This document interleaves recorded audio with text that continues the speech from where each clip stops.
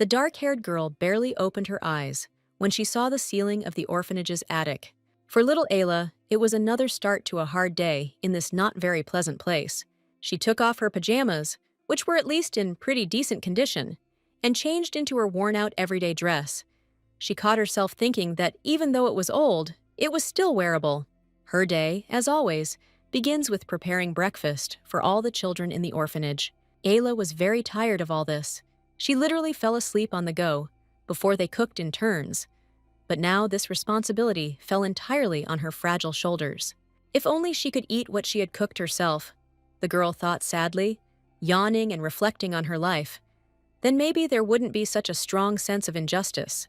A menacing, gray-haired man walked past and said something that sounded like a remark. He asked if Ayla's portion was really that big, more than usual, but then told her to just sit down and eat. The girl began to look for a free place among the other children, who by this time were already sitting happily and chatting with each other.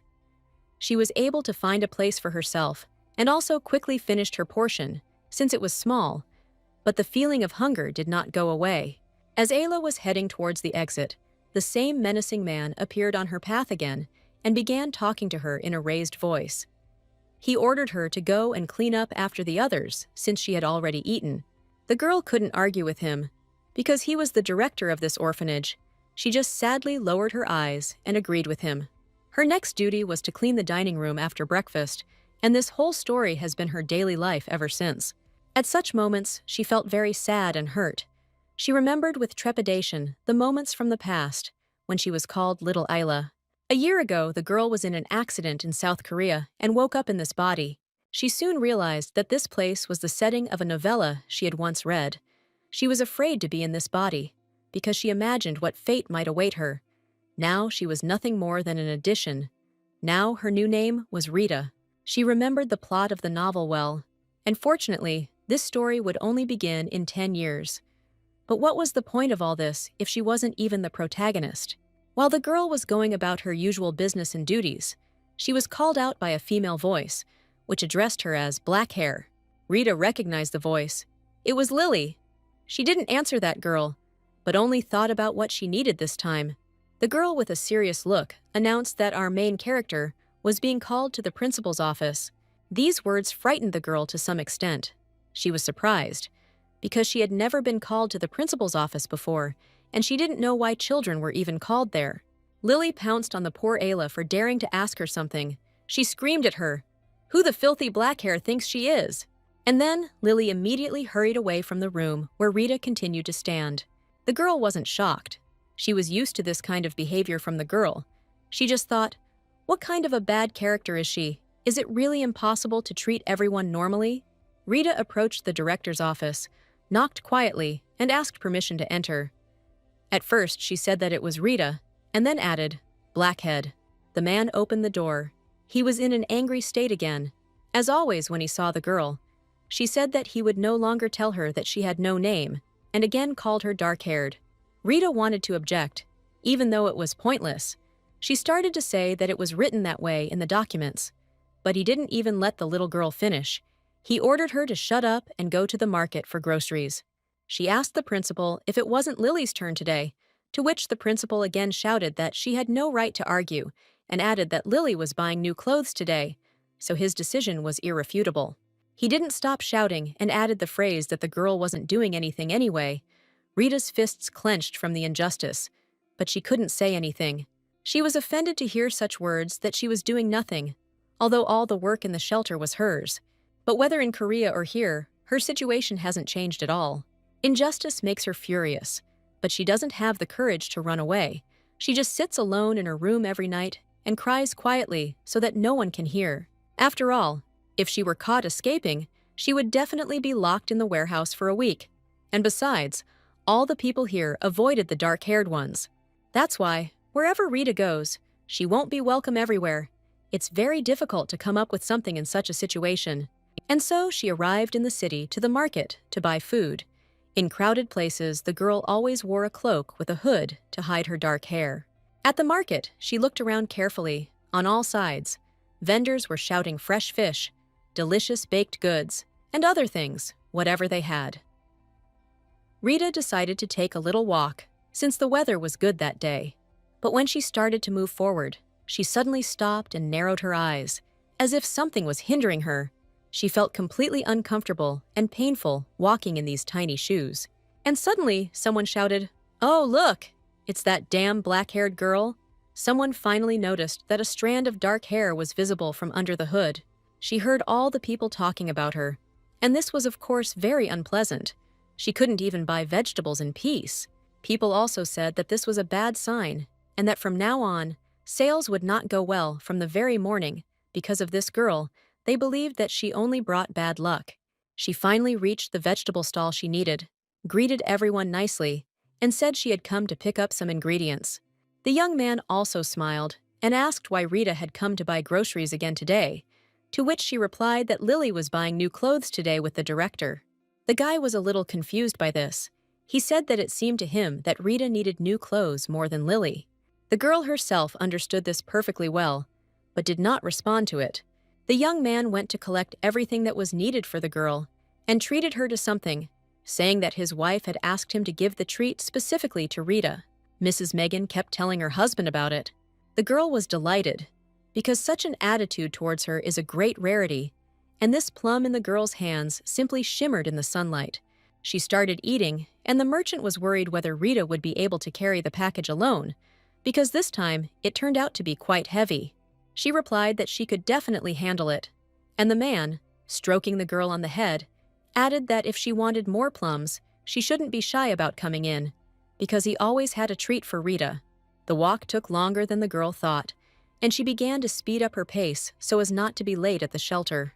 She was very worried about being late, because the director's punishments were always very severe. She was in such a hurry that she didn't notice the person in front of her. They collided, causing Rita to fall to the ground, and all the contents of the package were scattered all over the street. She quickly rose to her feet and began to apologize for what had happened. But inside, she was more afraid that now he would definitely be late. But what was the girl's surprise when the man she encountered began to help her collect food from the ground?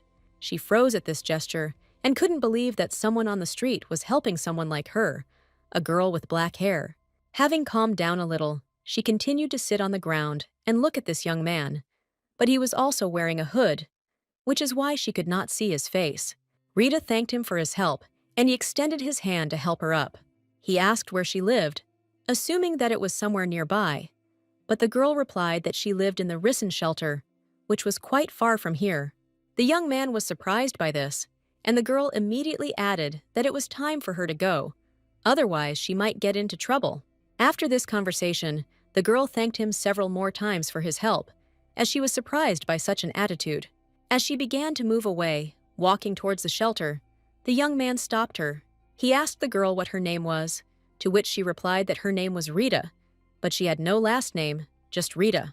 "Okay, Rita, be careful on the way back," he said in a mysterious voice, but continued to stand in place, not going anywhere. He looked after the girl, and when she was already far enough away, he said, "I will come for you soon, my daughter." Then he called out the name Kyle, while the man was already standing behind him. He told the second man that they had to go to the Risen shelter tomorrow. He clearly noticed something in this girl, purple eyes, as well as incredible magical power emanating from the very essence of this little girl. He also said that it was not easy to find her, but he immediately realized that this girl was his lost daughter, to which Kyle replied that he would immediately make preparations: torn clothes, shoes that didn't fit, calloused hands, a hunched, frightened figure.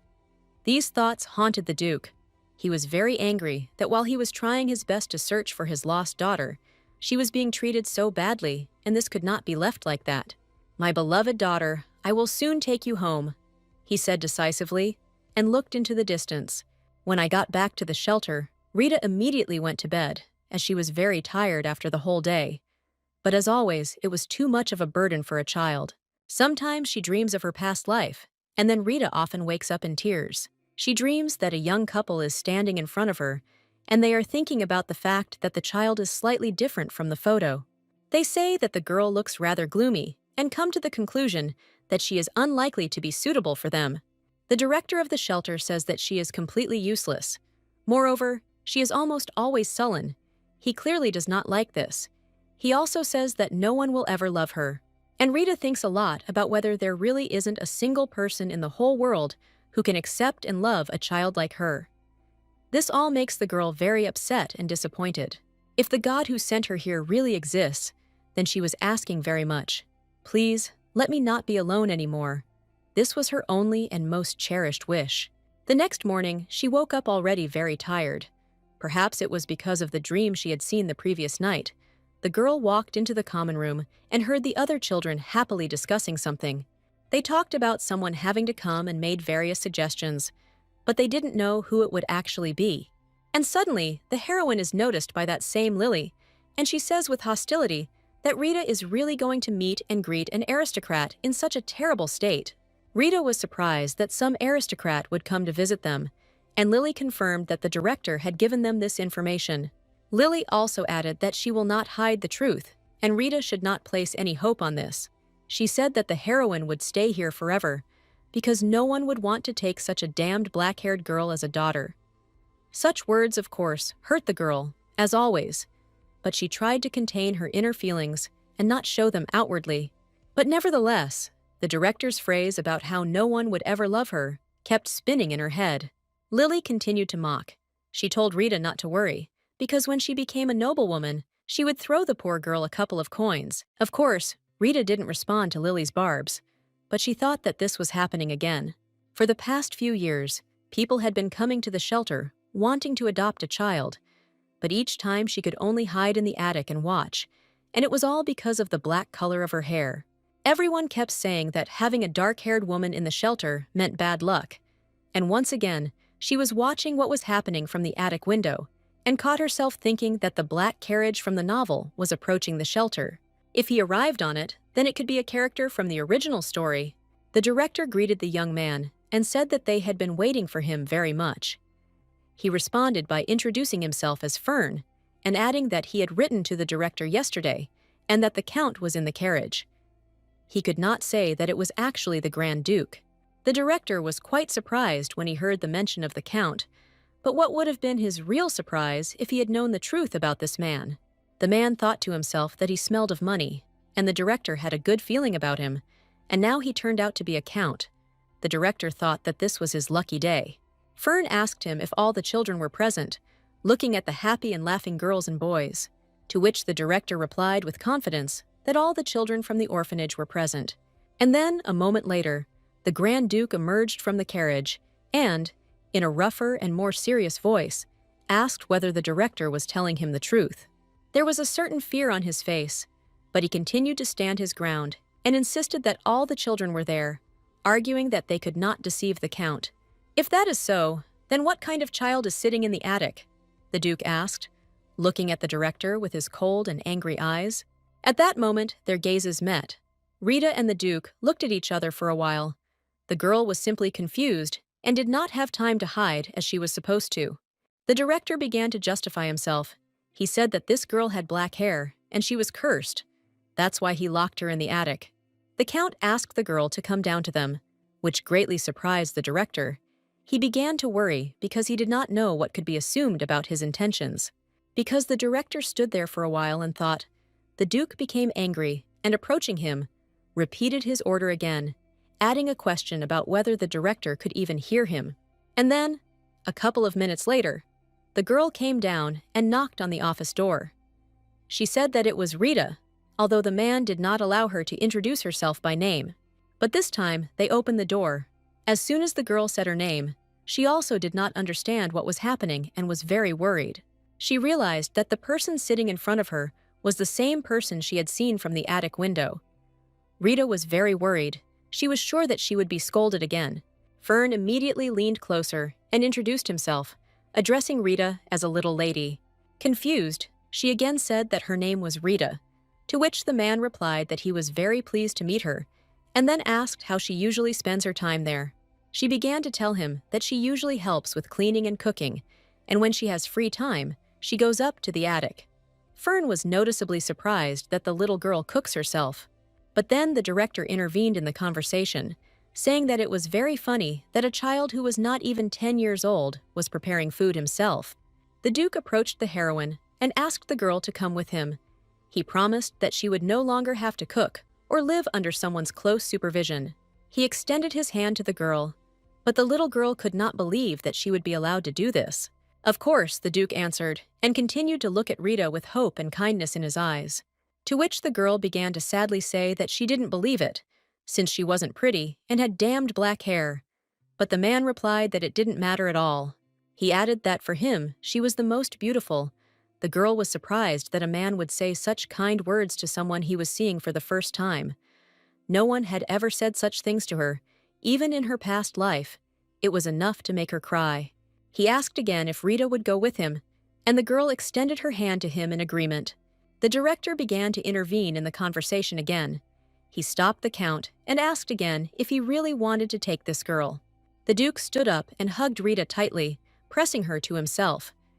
He asked the director if there was a problem with this, to which he began to fawn and say that there were many other cute children in the orphanage, and they could look at someone else, adding again that this girl had damned black hair.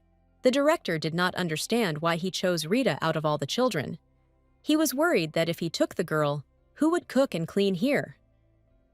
Fern interrupted his thoughts and asked why all the other children were wearing new clothes, while only Rita was wearing old rags. The man was a little confused, but said that it was because of their financial problems and that they supposedly had no choice. Fern began to study some documents and read aloud what was written there: theft of parishioners' collections, the use of donations for personal expenses. Fern added that he understood why he was having financial difficulties at the shelter. The Duke asked Fern what the usual punishment was for such a thing, to which he replied that at the very least the director should be removed from office, all his assets confiscated, and exiled. The director shouted that the Count could not do this to him, especially because of that damn brat, meaning Rita.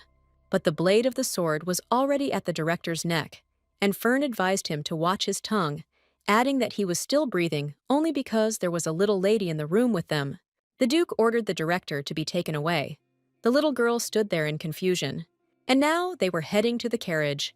The Duke was carrying the baby in his arms, and in the distance the director's cries could be heard asking him to let go. The man asked Rita if she had anything she would like to take with her from the shelter, to which she replied that she didn't have any things here, and she just wanted to leave. The Duke agreed and said that as soon as they arrived home, the girl would have everything she wanted. Rita was surprised to hear the word home and asked again. Such abrupt changes also scared her a little. Yes, home, the Duke answered her, and when he looked at the girl, his eyes shone with happiness. And finally, that moment of calm arrived. The heart began to beat less quickly. They headed home in complete peace. They got into the carriage and began to drive towards the ducal estate. For a long time it was quiet inside. Everyone drove in silence. Rita was at a loss. She even began to think that this was all bad, and that it shouldn't have happened this way. She felt out of place. Sitting on the Duke's lap, she thought about how ashamed she was. Such an inconspicuous girl, to be next to such a man. She had been too strongly instilled with the idea that she was nobody, and also cursed because of the color of her hair. And unfortunately, all she did now was cry nonstop, for which she was also very ashamed. Then thoughts began to come into her head that after some time, the Duke would decide to bring her back. How the children from the orphanage would treat her after that, probably even worse. But then the man removed the hood of his cloak from his head, and Rita saw in front of her a man of pleasant appearance with beautiful eyes. But what was more surprising was that he also had black hair. She was so surprised that she couldn't help but ask if his black hair was real, to which the Duke replied in the affirmative. He began to tell Rita that he had a charming daughter, a child whom he had vowed to cherish and protect forever. But 7 years ago, he lost his daughter and wife in an accident. The wife died immediately, and the daughter was declared missing. Since then, the Duke has been looking everywhere for the black-haired girl, his daughter. Only now, Rita understood why he made such a decision about her adoption, but she said that she was not his daughter, unfortunately. The man knelt down in front of the little girl and asked her why she thought so, because he was sure of the opposite. The thing was that the director told the girl that she was the daughter of a servant, to which the man immediately said that this was out of the question and could not happen. After all, the girl has purple eyes, bright as violets, and black hair, the same as the Duke's, and he also feels the magic that surrounds Rita. He further added that the girl's name is not Rita, but Irita Krovacats, and also his daughter, the daughter of Aslan Krovahats, the only duchess in the Krovahats family. He also added that earlier in the orphanage, he introduced himself as a count to hide his true status. Aslan Krovahats, the founding hero of the Halcyon Empire, the man who earned the title of Grand Duke for his exploits, and the villain from the novella that little Isla read in her past life. And now this man is her father. The girl could not believe it. She thought that leaving the orphanage was already a blessing, but now she also has a real family. Irita could not even imagine how she could believe this, and also that, of all people, her father was a villain. It seems that in such a situation, she should not have felt joy. But why were there tears of happiness in her eyes? She asked the Duke if she really had a family now. The Duke answered positively, and Irita thought that the tears were because she had a real family for the first time. They hugged, and the Duke asked his beloved daughter for forgiveness for the fact that the search for her took so much time. And now, for some reason, the girl just wanted to cuddle him, her father, tighter. But now they had already arrived at the palace. At the entrance, they were met by a butler who bowed respectfully, and Aslan immediately asked him about a room for Irita. The girl's room was ready, and the butler had also assigned a reliable assistant for her. Since they were not planning to stay there for long, the butler did not particularly bother with the paperwork, to which the Duke replied that everything was fine and they would return to the estate very soon. The butler wished the Duke and the girl a pleasant rest and left. Aslan stood by the baby's bed for a long time, watching over her peace. He sat by her bed for a long time and tenderly held his daughter's hand. The rags that Irita was dressed in haunted him, as did the way she spoke calmly about the work that had been dumped on her shoulders. The man thought about all this and thought that in fact, even tearing them all to pieces would not be enough punishment. Some time later, a young man approached the Duke and reported that Fern had been taken to the basement. The man was surprised that it happened so quickly, but the assistant added that both personal issues and those concerning documents had been resolved. The Duke thanked the guy, and they went to the basement together. Upon entering, the Duke immediately called out to Fern, who slowly looked around and noted that they had arrived quite quickly. After his bow of greeting, the Duke asked if they had already begun what was needed. Fern replied that not yet, and behind him sat a man with a rope bag wrapped around his head. Fern added that it looked very funny because he had not yet been touched, but he was already shaking.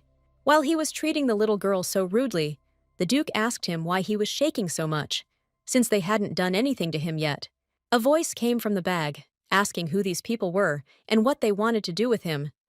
Fern immediately told him to watch his words, because someone like him was not worthy of even seeing the Duke's face. Aslan agreed and added that it was true, because the director was completely worthless. So much so that it was hard for him to restrain himself from cutting off the director's head right then and there. He already had a sword in his hands, and the director screamed in fear. But Aslan only cut the ropes that were wrapped around his neck, and the bag fell to the ground. The Duke began the conversation with a question. 7 years ago, the director brought a 2-year-old baby to the orphanage. Her name was Rita. Did the director remember who gave her away? But he could not answer anything. He only noticed the red eyes of the men, and realized that he was the same count. Then the director noticed the color of the Duke's hair, and suggested that he was probably the father of the black-haired girl. He began to beg for mercy, but the Duke did not need his empty apologies. An apology made under threat of death has absolutely no meaning. Aslan immediately put the blade of his sword to the orphanage director's neck and asked what the point of his empty apologies was, to which he began to say, with a trembling voice, that he really would like to apologize to Rita. The Duke grabbed the man by the face and asked again. He ordered him not to utter his daughter's name with his filthy mouth. Fern began to feel a magical power and began to worry that Aslan might cross the border. He called out to him in an attempt to stop him.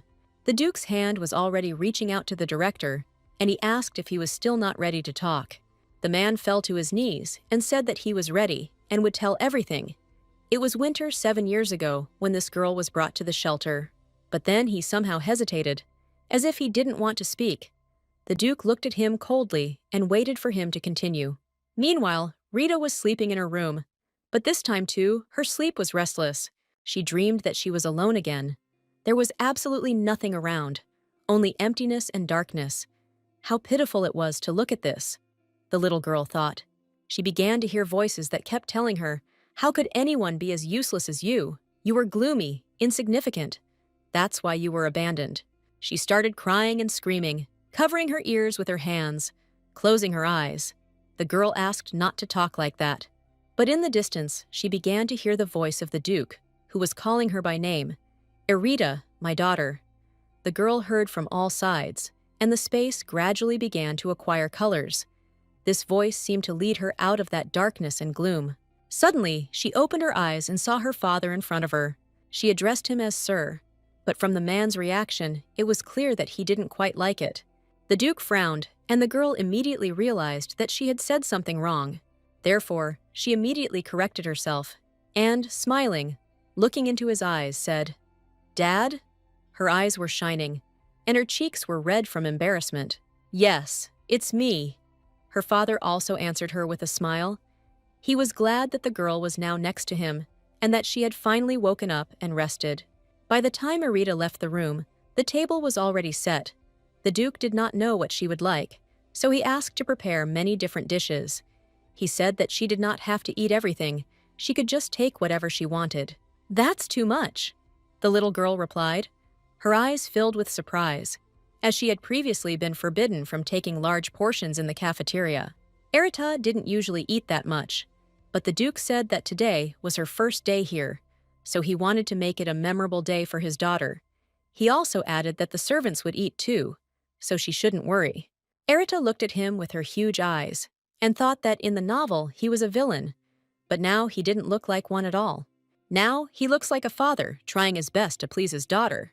The girl gently tugged at his shirt sleeve to get his attention, as he was a little distracted, checking to make sure all the dishes were in place. She turned to him, Dad, and asked him to eat with her. The man smiled. He did not expect such a request, and answered positively. And so they sat down at a huge table next to each other and began to eat. When the dinner was over, the Duke handed the girl dessert, while he sweetly called his daughter, "my lady." She just stared at the plate of dessert in front of her for a while, since they weren't even allowed to try anything like that at the shelter. The Duke hoped that Erita would like this treat, because all children love sweets. He said that he just loves seeing a smile on his daughter's face, and that everything here is hers, so she can always take what she wants. In her past life, she rarely had the chance to eat cake, and now she decided to try a small piece. And in this life, this is not the first time, and she realized that she likes sweets so much. When the heroine ate something tasty, she felt that her life could be as sweet as this treat. After the very first bite, the heroine exclaimed happily that this cake was very tasty, and the Duke looked at her with a smile, and then gently wiped her cheek with his hand, since the little girl was so carried away by eating dessert that she did not notice how she got dirty with cream. The Duke noted that the girl reminded him very much of Serbia. She also loved sweets. The girl's eyes widened. She wondered who her father was referring to. Serbia Krova Hearts is the second daughter of Marquis Vicente, Aslan's wife and Erita's mother, the only woman who fell in love with the rude and cruel Duke. He began to tell the girl that Serbia was her mother. She loved sweets so much that she even sometimes woke up at night to eat them. Erita listened attentively to all the words. She found herself thinking that she felt strange, perhaps because this was the first time she had ever said the word mom. The little girl was very interested and began to ask her father about what her mother was like, to which he replied that she was very kind and caring. He added that, unlike him, Serbia knew how to share its concerns with others. She was also incredibly beautiful and charming. She never hesitated to give her love. Everyone adored her. And even now, as if in reality, the Duke remembers her gentle and radiant smile, which always made him feel so good and calm. Only after seeing her father's expression did the girl understand what kind of person Serbia was. The emotions her father displayed were simply impossible to fake. He was speaking just as sincerely now. The way he squinted his eyes kindly, the way he talked about her smile. She must have been beautiful, Erita began to think. Just as her father had said, Serbia apparently truly loved her daughter. Evening came, and Aslan took his daughter to his room. He wished her sweet dreams and told her to call him immediately if she needed anything. The girl smiled happily. She was pleased that they were taking such good care of her. She also wished her father good night and went to bed. But she couldn't fall asleep right away. She wanted to enjoy every minute spent here. So many different changes had happened over the last day. She even learned for the first time what a hot bath was. For the first time, she felt what it was like to sleep on a soft bed, and not on the cold attic floor. She also thought about her father, Aslan the blood drinker. Unlike the novella, in which he smells of blood, in reality, he only has a pleasant smell. She wondered if something had happened that had changed him forever. Also, in the original story, there is another villain. Upon arriving at the duchy, she was supposed to meet her older brother. His name is Alan, Erita's father told her. You may not remember him, but he was very interested in you. And now she even knows his name, Alan Crovahearts. In the original story, he was the villain who died along with Aslan, and now the girl has taken over the body of the youngest daughter of this family. Erita continued to simply lie there. She even looked at her hands to understand if this really wasn't a dream. She thought she was just a side character who didn't even appear in the novel, but it seems like she really is the lost daughter of the Crovahearts family.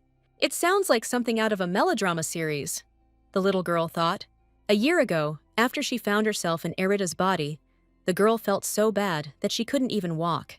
The worker locked her in a warehouse, and the baby survived on bread and water alone. She only stayed alive because she had memories from her past life. But in the original story, Erita would have died. Perhaps the poet's father in that story became the villain. The little girl clenched her fists and began to convince herself that she had never been abandoned, and that she had always been the favorite child in the family. She didn't know how she ended up being the hero of this story, but one thing is clear.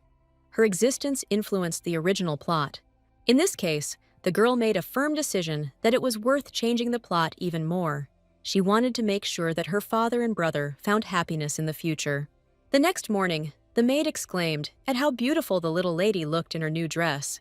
This dress really fit the little one perfectly, and the color went very nicely with the color of her eyes.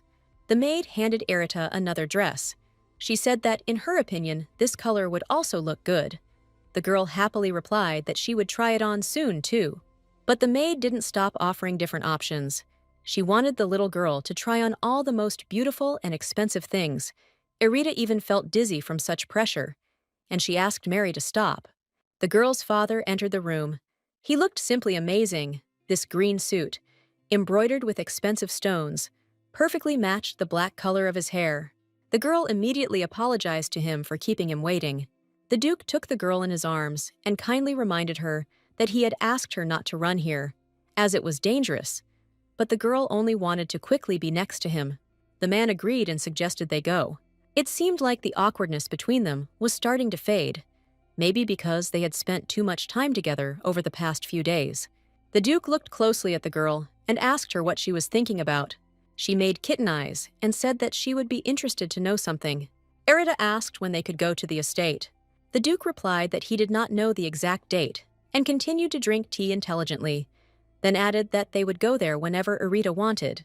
This answer surprised the heroine a little, and at the same time made her happy that now she had the right to choose, and that they were consulting with her. The Duke stood up and began to approach the girl. He said that even if she said that she wanted to go there today, then so it would be. To which the little girl replied that she would like to do it today.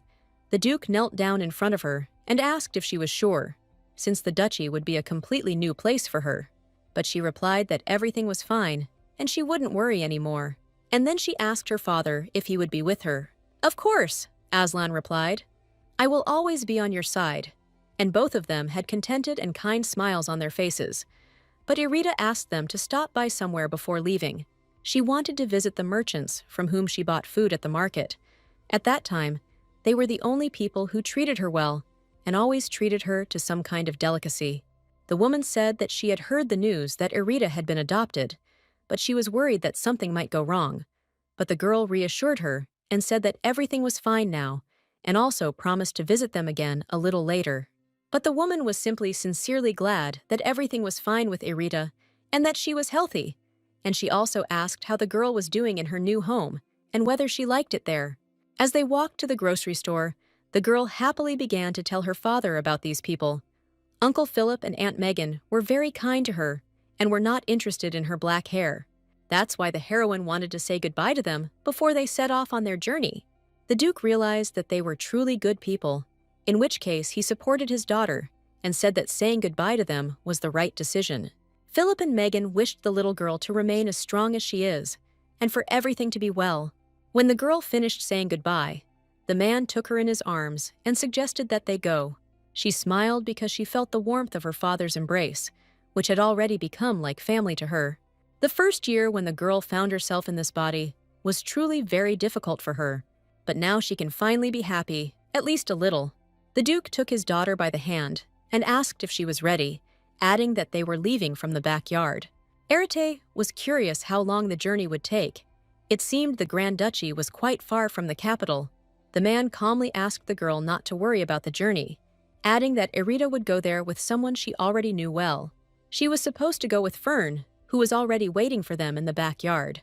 Coming closer, Fern said that everything was ready. It was difficult to prepare in such a short time, but he managed, to which Aslan replied that that is why he is his right hand. The girl began to hide behind her father. She was a little shy, but Fern, smiling, extended his hand to her and called her my lady. Kneeling down in front of the heroine, he said that he could finally introduce himself. He said that his name was Fern Eilish, and he was the Grand Duke's chief assistant. The girl began to worry about him kneeling in front of her, and it was quite dirty here, to which he replied that this was an official performance, so it should comply with the rules. He also noted that the little lady was very kind. When the man stood up, he told the girl that it was time for them to hit the road. The little girl asked where the carriage was, and the men looked at each other. The Duke extended his hands to the girl and said that he had forgotten to explain something. The thing is that they travel using teleportation magic. If they went by carriage, it would take a whole month. Erita was surprised that it was possible to travel such distances using magic, to which the Duke replied that it was impossible for an ordinary mage. For Fern, however, it was quite possible, but only with a little help. It was necessary to put on a necklace that enhances magical power. He warned the girl that she might feel a little dizzy, but she should still keep her eyes closed. The Duke added that if she was scared, she should just squeeze his hand and he would always be by her side. Fern began to cast a spell in an unknown language, and the space was plunged into some kind of whirlpool of blue energy. There was no choice anymore, and I had to close my eyes. And so they arrived. Fern understood that the little girl might be a little surprised, especially since she felt the magic of teleportation for the first time. It was incredible. They arrived so quickly. "Welcome home, Erita," said her father. When they entered the estate, the maids were already standing at the threshold, bowing their heads respectfully to greet the Duke and his daughter. The little girl was very worried, because there were so many people around, and everyone treated her completely differently than they did in the orphanage or in her past life. She could not believe that all this was happening to her in the real world. She told her father that she felt very excited because so many people were greeting her. Aslan asked the maids to return to their places, as the child was feeling uncomfortable, and the women immediately began to carry out the Duke's instructions. Suddenly, the girl heard a familiar male voice, which addressed her with trepidation. "My lady, we meet again. Welcome home," said the butler, and bowed. The girl thought about this man for a while, and then she screamed, "The butler!" She saw him in another mansion just recently, but surprisingly, he arrived here first. He replied that a servant should never arrive later than the master. Mary was also already there and had managed to tidy up Erita's room. Aslan asked the butler if everything was ready, to which he replied positively and offered to immediately show them to the room. The father asked the girl if she wanted to see the room, but in general, they could go wherever she wanted. The little girl's eyes lit up. She couldn't wait to see her new room. They arrived at the place, and the Duke, opening the door, said, "Come in, this is your old room." The girl stood in place for a while and looked at everything carefully. She was surprised and delighted at the same time. This room resembled the chambers of a princess from the books she had once read. Erita decided to take a closer look around and began examining the toys in the room. She was surprised to find there wasn't a speck of dust anywhere. She also felt that all the people around her were waiting for her arrival and preparing, and all their emotions were very sincere and not feigned. The Duke watched everything from the side, but suddenly he noticed that the smile had disappeared from his daughter's face. This alarmed him greatly because he tried to do everything at the highest level.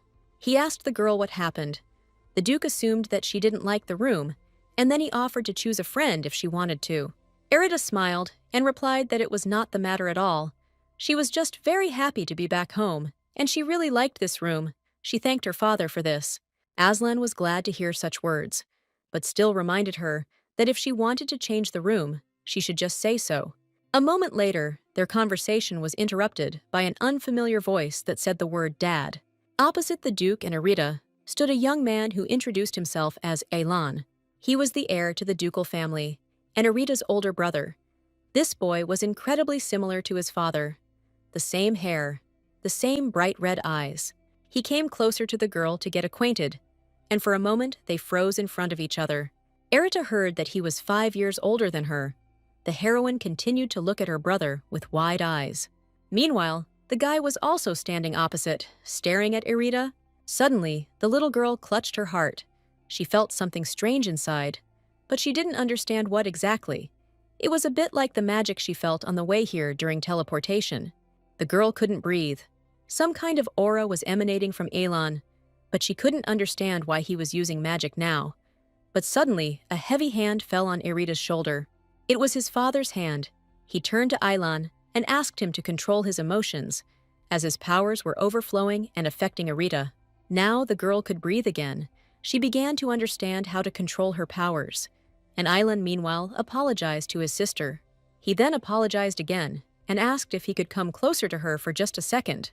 The girl had not yet had time to answer, but he had already taken a step towards her and was standing very close to her.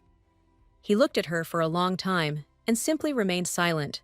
Then he touched Irida's long, beautiful hair and said his name. It seemed he was surprised that after so many years, he was seeing his own sister in person. He gently hugged the heroine and thanked her for coming back, and also promised to never leave her alone again. Tears began to flow from Elan's eyes. It was clear that his brother was happy to see the family reunited after such a long time. But this was too much. After this, the little girl decided to go and distract herself with the toys and dolls that were in her room. But Aslan and Elan continued to stand and be touched by the fact that the little girl was playing. She wondered how long they were going to stand like this and watch her. But after some time, they approached her. Her father said that they were leaving, so that Irida could rest. He offered her to change into more comfortable clothes and said that she could do whatever she wanted, which the girl was very happy about. After which, Aslan began a conversation with his son. He said that he spent many years searching for Irida, but as it turned out, her disappearance was not accidental. So now they need to keep the fact that they found her a secret. Elan decided to clarify whether his father meant that there were people who needed Irida and received a positive answer. He then asked his father if he had any idea who could have done this, to which he also answered in the affirmative. They had not yet found any definitive evidence, but the only ones who could be responsible for this were the imperial family or the Empress's faction. Since Queen Asila was a longtime friend of their mother, the Empress's faction was under suspicion.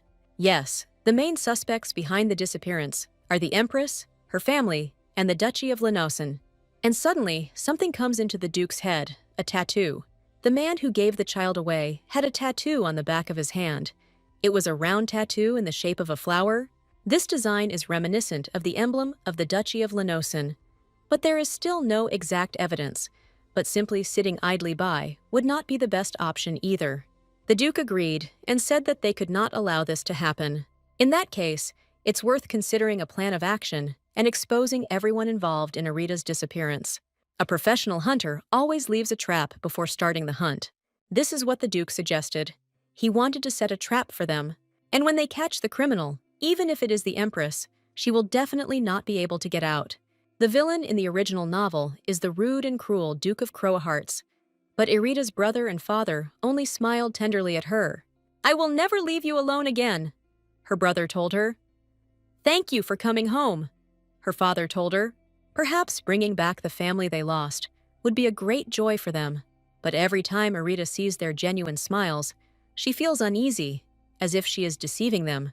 The girl lay in her room and thought about all this, hugging her new toy. The Irida that the Duke and Elan fell in love with is not her. The girl often thought that maybe her father had simply made a mistake and that she was not their real daughter, and she also considered herself to be the wrong one. because she remembered her past life. She wondered if Aylan and Aslan would find out about this. Would they be happy that at least Irita's appearance had returned? Or they will be upset that it is actually someone else in the guise of their daughter and sister. She really hoped they would think it was just fate. Irita knew it was selfish, but she didn't want to be alone anymore. The next day, Irita began to think that Mary was a little scary to her. How much desire does it take to try on 5 different outfits every day for the heroine, and each time braid her hair so that it matches the outfit? She even managed to escape with difficulty, saying that her father was waiting for her. As an excuse, Irita carefully knocked on the Duke's room. Her older brother opened the door, and as always, he beamed. He was glad to see his daughter every time. He offered to come in and added that he was already getting bored. The girl thought that he was saying such things too simply. They approached their father together, but something surprised Irita, and she stopped. Aslan sat in front of her and held some kind of piece of paper in his hands. Irita exhaled and thought it was good that he was here, and not just her brother. The father sat the girl on his lap and asked if she had finished examining the room. She replied with a smile that she liked everything very much. Then she thought that, without thinking twice, she had rushed sharply towards her father, and only now thought that Aylan might not like it. Perhaps he would be jealous. Aylan seemed to understand and gestured to his sister not to worry, and his father noted that he hadn't seen his son smile like that in a long time. He asked Aylan if he really loved his sister, to which he received a confident affirmative answer. She was truly charming. Both her father and her brother often spoke about it. Everyone was delighted with the baby. But then Aylan suggested that his father stop, as he noticed that his behavior was embarrassing Irita. And besides, they wanted to talk about something important. This began to worry the girl, because she could not imagine what important thing they wanted to talk to her about. And the Duke explained that, for now, he would like to keep the little girl's return home a secret. Irita fell silent. She didn't know what to answer, and moreover, she didn't understand for what purpose and whether it was bad. But then Aslan added that in order to prevent possible danger, he asked his daughter to stay in the mansion for now, even if it would be somewhat inconvenient. She agreed with a smile, but in her mind she wondered if he even took her opinion into account on this matter. He made this decision for safety reasons, and after the conversation, he thanked his daughter for her understanding. The Duke then suggested they take a look at the mansion. But suddenly, Fern entered the room. He held a huge stack of some papers in his hands, and opening the door with a sharp movement, he joyfully greeted the Duke. As he approached Crova Hearts with the documents, he also noticed that the young lady and the gentleman were also there. The Duke did not immediately understand what Fern had brought him, to which he replied that these were all the documents that had accumulated during his absence, and he had sorted out those that would need to be filled out today. Aslan, a little confused, apologized to his daughter for not being able to show her the mansion. Fern also apologized to her, but the little girl replied that everything was fine. She also added that she might go see the mansion with her brother. Aylan was only happy with such words and said that he would be happy to show Irita everything, and Fern wanted to join them. She gently extended her hand to her brother, so as not to get lost, and he asked if she was upset that her father wouldn't be able to go for a walk with them today. "Of course not," Irita answered with a smile as always. They left, and Fern replied that the young master seemed to be in a great mood today, referring to the Duke's son. He also noticed that he began to smile much more often. He had only seen Aylan's smile in front of Serbia, and now in front of Irita. This is why the Duke cannot forgive the one who took away the smile of his son and his daughter. Fern added that he has new information on this matter. The Empress's informant visited the orphanage, pretending to be a family member, and coming to identify the director's body. The main question was whether there was any information left about Irita in the orphanage. According to the documents, the girl was adopted by a foreign nobleman. The Empress won't be able to find her, even if she tries. This bunch of nobles will disappear into the sea along with the sinking ship on the way to their homeland. "Okay, what about that man?" the Duke asked, to which Fern replied that Kyle was on their tail and could catch them at any moment. "They hid well for 7 years," Duke Crowhearts noted. He asked Kyle to drag that man here without damaging a hair on his head. He wanted him to fully experience what the true wrath of Duke Aslan Bloodheart was like. Aylan and Irita were walking around the mansion, and the girl suddenly stopped at a large window. She was delighted with what she saw. She saw such a beautiful garden for the first time. She stood as if enchanted and simply admired this place. "When you were little, you really liked it here," Island said, and these words caused surprise on the girl's face. Then the brother began to tell the story of this garden. It turns out that the Duke made it especially for their mother. Serbia always wanted her own garden, but she had a hard time taking care of the plants, so Aslan did it for her. Now, Erita remembered that the garden really was in the original story. The place where Aslan first showed his weaknesses, just before his death. She now realized that it was the Garden of Serbia. Erita decided to push these thoughts away and not think about the bad events of the original story that hadn't even happened yet, when suddenly her brother called her name. He asked his sister if she wanted to go for a walk. Of course, the girl was only happy with such an offer. They approached the fountain, which also caused surprise in the little girl. She even exclaimed, "What a huge fountain!" Then her attention quickly turned to the equally beautiful flowers that were everywhere there. She loved absolutely everything about this place. But because they walked too much, the heroine's legs began to hurt, and she told Elan about it. But then she hesitated and said that she was joking. Her brother asked her to answer honestly, but the girl's face looked embarrassed, and for some reason she apologized. She didn't want to tell him about it because she didn't want Elan to continue treating her like cotton candy. The guy laughed and asked if she didn't like that they treated her this way. Erita began to deny it and added that she just didn't like that her brother treated her like she was helpless. He added, like helpless cotton candy, and began to laugh even harder. He asked for forgiveness, but he found it very funny. However, he asked the girl not to force herself to go and suggested that she rest under a tree. But something caught Ilan's attention, and he asked Erita to wait. They sat down under a tree, and the girl wondered how long it would take her to get used to this kind of treatment. She began to think that maybe even her whole life would not be enough to get used to this. But her brother asked her to look up. Something surprised him. "The light passing through the leaves resembles stars," he said. And then he added, "as bright and beautiful as my little sister, and warm, gentle as sunlight." If Elan found out who Erita really was, would he continue to be so kind to her? The heroine wondered. If this warmth disappeared, would she be able to find out? She lowered her head sadly and drew her knees up, then asked if he really thought of her as a little sister. "Of course," Ilan answered. But she immediately asked the next question. "What if you were wrong? What if she is just another girl with black hair and purple eyes?" The heroine was very worried about these questions, and now she was finally able to say them out loud. She even began to hope that he would now say that he knew that she was not Erita. Life in the shelter, loneliness, all of this could be endured. The girl began to speak further. She continued to hope that he would now say that he had realized this a long time ago, that he did not need her. Suddenly, her brother just hugged her tightly so that she wouldn't worry. He wanted to calm his sister and let her know that he and her father really love her and are afraid of losing her. He added that if she was afraid, she should just trust him and her father. "We're not wrong," Ilan added, continuing to hug his sister. "The one we love and the one we have recognized as Erita is the real Erita," Alan added. He promised that they would never be separated again, even though her brother said that she was the real Erita and that he and her father were not mistaken. The girl's soul was still heavy, because to be honest, she was still a stranger to this body. She felt that way, and didn't even know why she ended up here. And standing on the balcony of the mansion, she thought that perhaps it was worth going to the palace to find out more about this. But even if so, the love between Elan and his father will not change. The girl thought for a long time and convinced herself to be strong. The people who love her, the people she loves, are changing their terrible future. She came to the decision that this was all she needed to focus on for now. A few days later, the Duke and his son are standing in the corridor. Aslan asks him if this is true, and he replies that it is. Alan says it still breaks his heart to remember how Erita cried.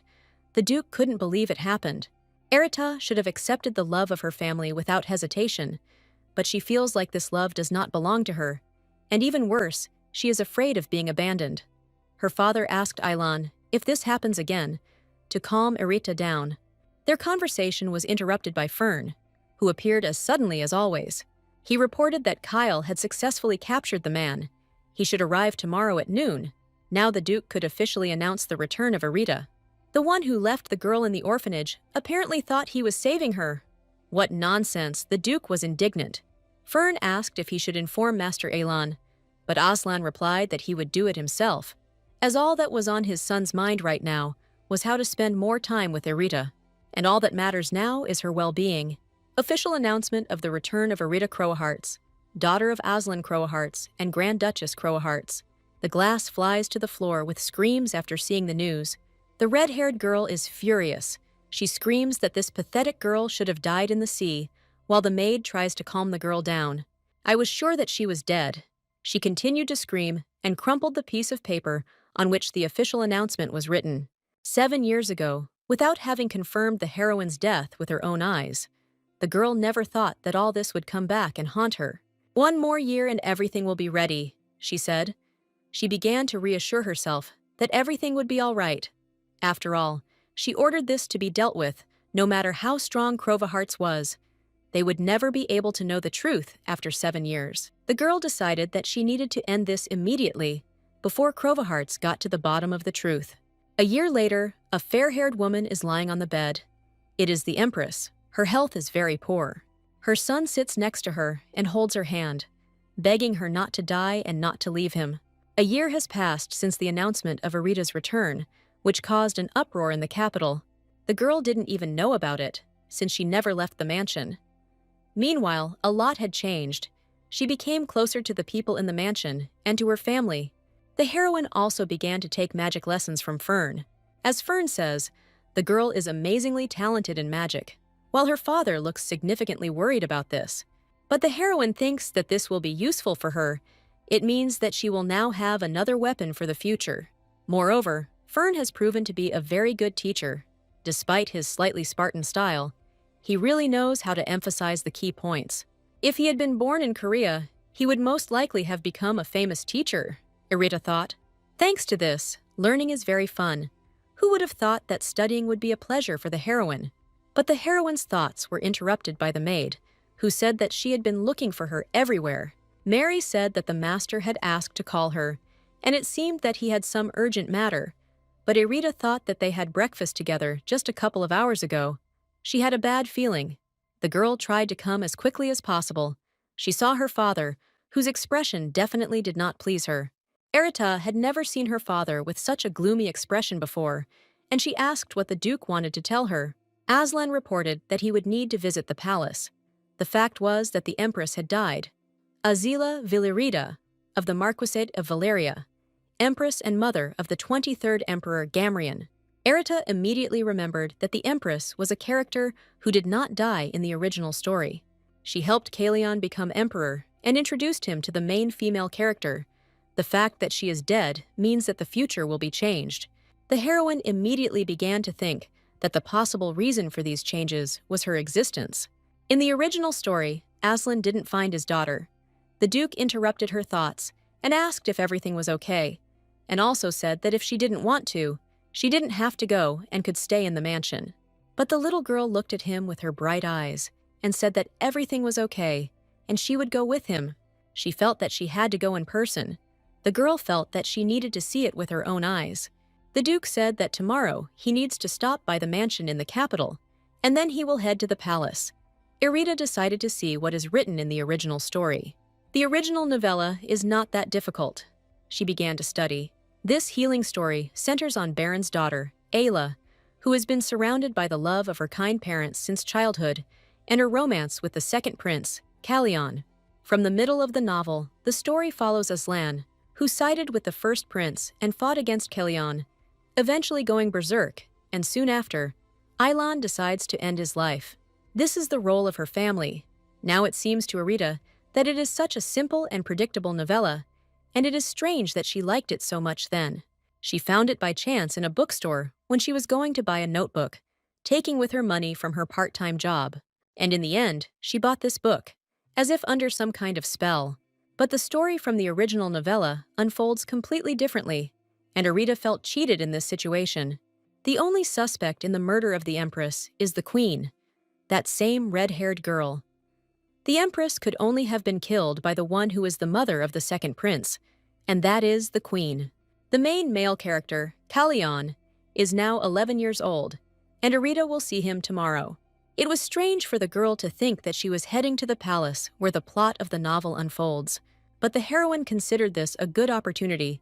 She spent a year trying to solve the mysteries in the plot, but she still couldn't understand some things, especially the question of how the first prince managed to win his father over to his side. In the original, it was clear that the father fought with the first prince's side and fell into madness. But the girl understood that the duke wouldn't do such things just for his own benefit. If this was a power struggle, then it definitely had to be connected to the queen. Perhaps this death was just the beginning, but now it's still worth waiting until tomorrow, because there are still 9 years before the start of the original story, and the only thing that happened during this time was the funeral ceremonies in the palace. But at least the heroine will be able to see the face of the one behind all this, and then the next day arrives. Irita noticed something on her father's hand and asked what it was. He replied that it was a bracelet with a signal stone inside. He gave it to Irita and asked her to carry it with her. If she passed it on to him, the bracelet would give a signal. "It seems you stayed up late again yesterday," the duke noted, adding that if anything happened, he would come running immediately and asked not to worry. They agreed that they would go inside together. This was a temple of the sun god, and as expected from the state religion of the empire, everything was decorated very elegantly.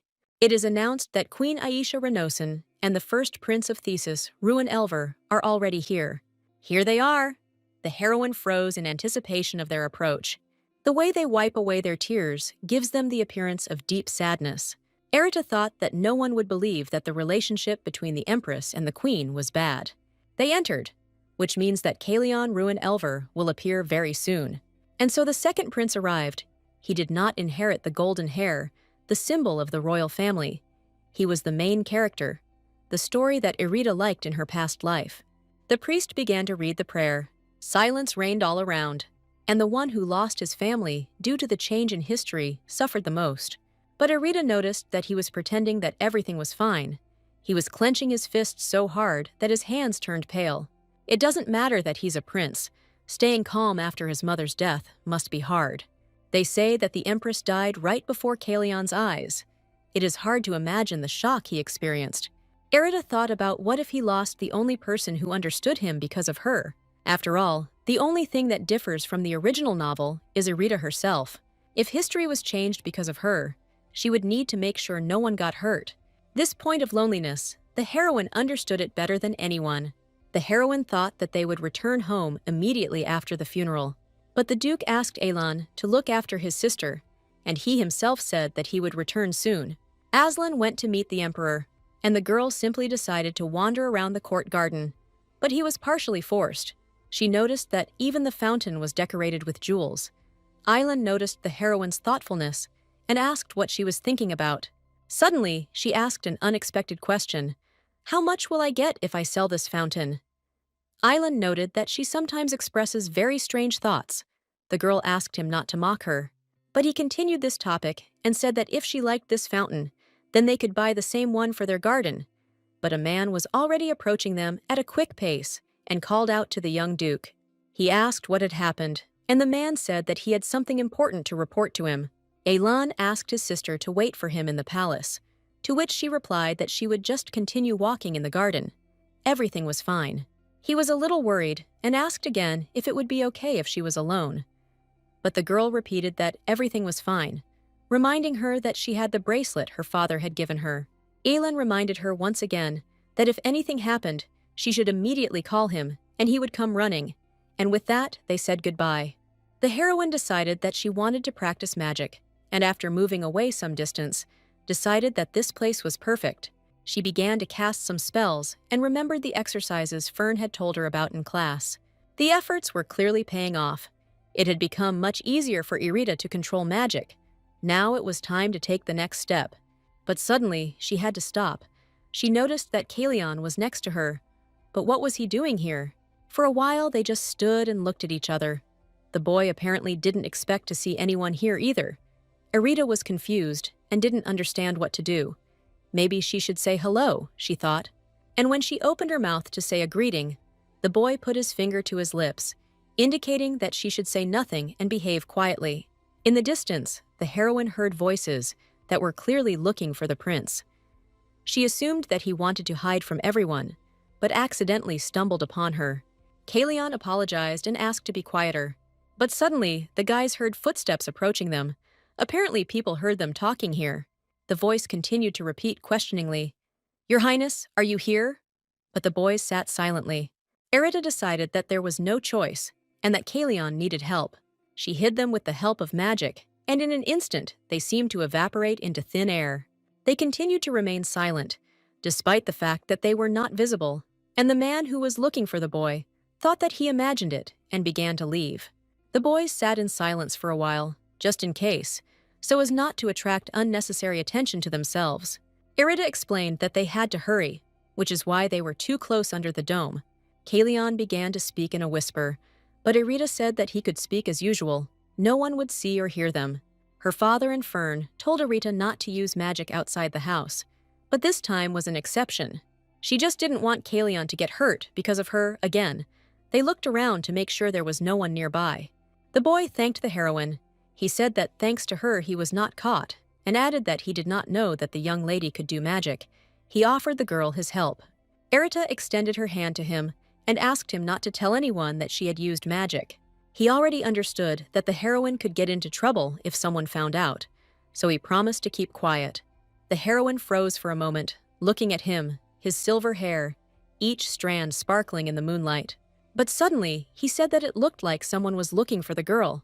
Indeed, in the distance, voices were heard shouting the heroine's name. They were about to leave, but Erida suddenly stopped Kalion and handed him her bracelet, which she had made herself. She didn't know yet whether it was superstition or not, but this bracelet brought Erida luck. The boy took it in his hands and chuckled a little. She wished the prince to stay out of trouble, because he had no one else on his side. The girl with black hair, the young lady Crovahearts. Kalion heard that she had lived for a long time without even knowing that she had a family. Despite all the trials she has gone through, she still smiles like that. He also wished Erida to be happy and smiled, holding her lucky bracelet in his hand. Having reached home, she went out onto the balcony and sighed heavily. She thought about everything that had happened recently. The funeral of the Empress is something that did not happen in the original story. And now, Erida accidentally stumbled upon the main male character in the garden. She put her head in her hands and thought that today had been more like some kind of chaos. The whole day had been out of the framework of the original novella. She remembered her words that she said to the boy as she said goodbye. "You need to find your happiness, Your Highness." This was the icing on the cake. How could she blurt out something like that? The heroine was worried that he probably thought she was talking nonsense. In the original story, Kalion was an enemy of her family. He was responsible for the death of Erida's father and brother. But now everything has changed. Perhaps she will even be able to lure Kalion to her side. If Erida succeeds, she will be able to change the fate of her family and save the lives of her father and brother. But suddenly, the girl began to feel ill. She felt very dizzy, and everything around her went dark. Some voices began to be heard in her head, which insisted that the Grand Duke was not who he seemed, and Erida grabbed her head from such surprise. There must be a reason why the Duke sided with my brother. Maybe it's magic. Maybe it's a curse, the voice in her head continued to say. Erida couldn't stand it anymore. It was the first time she had encountered something like this. So out of fear and lack of strength, she fell to the floor and waited for it all to end. She couldn't understand why these visions and this silver hair that she accidentally saw in front of her suddenly appeared. She realized that it was definitely Kalion. Perhaps Erida simply saw something from the untold past of the original story. In her vision, Kalion spoke as if he knew her father very well. As a man devoted to those he trusted, the heroine began to think that maybe her father initially supported Kalion, and then for some reason went over to the side of the first prince. Perhaps the first prince and empress put some pressure on him, and now, when Erida thinks about it, she begins to hear the word curse. Maybe her father would be cursed, but ordinary magic wouldn't work on him since he was a swordmaster. The girl didn't know why she had such a vision, but it was definitely worth thinking about. She decided that the only one she could ask about the curse was Fern, so she went to him at the crack of dawn, and the man, as always, greeted the girl with a smile. He already thought that something had happened if Erida wanted to see him so early. Fern asked why Erida had suddenly become interested in curses. The girl simply smiled. She couldn't think of what to answer him. She herself realized that running to him at dawn and starting asking questions really looked suspicious. She had to quickly come up with an excuse. She said she just wanted to know about potential dangers. But the man asked the young lady not to worry, as he would always be there if anything happened. But Irita stood her ground and repeated the question of what he knew about curses, especially those that could work on a swordmaster. Fern was a little embarrassed to hear such a question, and then asked if His Majesty had done anything to offend the girl. 8 years later, regarding that question, it is very difficult to curse a swordmaster. In fact, curses are closer to folklore than to real magic. If Irita is looking for a spell powerful enough to curse the swordmaster, then it would be better to use black magic. Irita wrote down all the information related to this in her notebook over the course of several years. Suddenly, Mary appeared at the threshold of the room and joyfully said that she knew that the young lady would be here today. The girl also smiled sweetly at the maid and asked her what had happened. Mary tried to gently scold Irita a little while brushing her hair. The maid didn't understand how much one had to love reading to forget about time, because the heroine almost missed her farewell party. Irita apologized and said that she hadn't noticed how time had flown by so quickly. 2 years ago, she and her father had gone north. And today, there is a farewell party, because Irita needs to go to the capital, where the coronation will take place, since she has turned 18 years old. Questions, preparations for the coronation. These days were just a whirlwind. The north had felt so frozen and lifeless, but thanks to Irita, it became full of energy for many. That's why everyone looked so sad when the heroine left. Mary said that today she had to make the girl absolutely irresistible, and therefore ordered her not to even think about resisting. And then the doors to the hall swung open. Everything was ready for the farewell ceremony. The Duke was also beautifully dressed and looked as radiant as ever. When he saw his daughter, he said that she had always been beautiful. But now, even more so, the Duke wanted her brother to see her exactly like this. The heroine noticed that her father had even dressed in uniform, to which he replied that Irita herself had asked him about this a week ago. They exchanged compliments and got ready to go inside. Guests had already gathered inside. Pleasant music was playing, and everything was simply top-notch. A smile immediately appeared on Irita's face at the beauty all around her. The Duke watched his daughter's reaction and was also pleased. Suddenly, Fern appeared next to him and said that he could not be late for such an event, and also added that although it was strange to say this, his young lady was already quite grown up. But sometimes her father was still interested in what thoughts were going through her little head and what was keeping her from relaxing. The Duke asked Fern if he knew anything, and then added that if Irita wanted to keep it a secret, he would not pressure her, but only wanted Fern to support her in this. The magic lessons, the research she had been doing since childhood, it was all interesting. The Duke simply asked him to make sure the girl didn't get hurt in the process. Fern exhaled. He realized that Aslan was not aware of her knowledge of black magic and promised that everything would be fine. But Fern warned the heroine that whenever it came to her, the Duke noticed. However, her smile changes everything, and she can do anything. The next day, the girl was already ready for the trip to the capital, and Mary checked whether they had taken everything they needed. Leaving the north after 2 years was a strange feeling, and Irita hadn't really thought about it when she first arrived in the duchy. Today was the day the girl left the north and headed to the capital, following a plot that began too early due to Callion's return, which happened a year ahead of schedule. Irita had already arrived. She was looking thoughtfully at the mansion that she had not seen for so long. Fern lowered his head strangely and told the young lady that this was too much. His body is no longer what it used to be, and it is already very exhausting for him to use teleportation magic. But the girl with a smile told him not to come up with stupid things, because he is still very young. Fern said it was a matter of endurance, to which Aslan replied that if that was the case, then perhaps they should ask the Knight Commander to train Fern.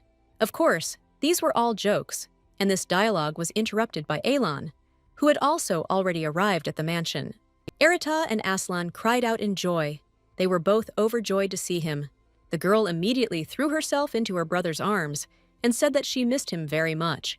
Her brother immediately began asking her if everything had been okay with her during this time. She answered that everything was fine, and also asked how things were going with him. She noticed that Elan had lost weight compared to the last time they saw each other, but Elan only patted his little sister on the cheek and said that Irita was still as sweet and beautiful as she had been before. The maids began to whisper among themselves. They had never seen Elan smile like that before, but Irita was already used to it.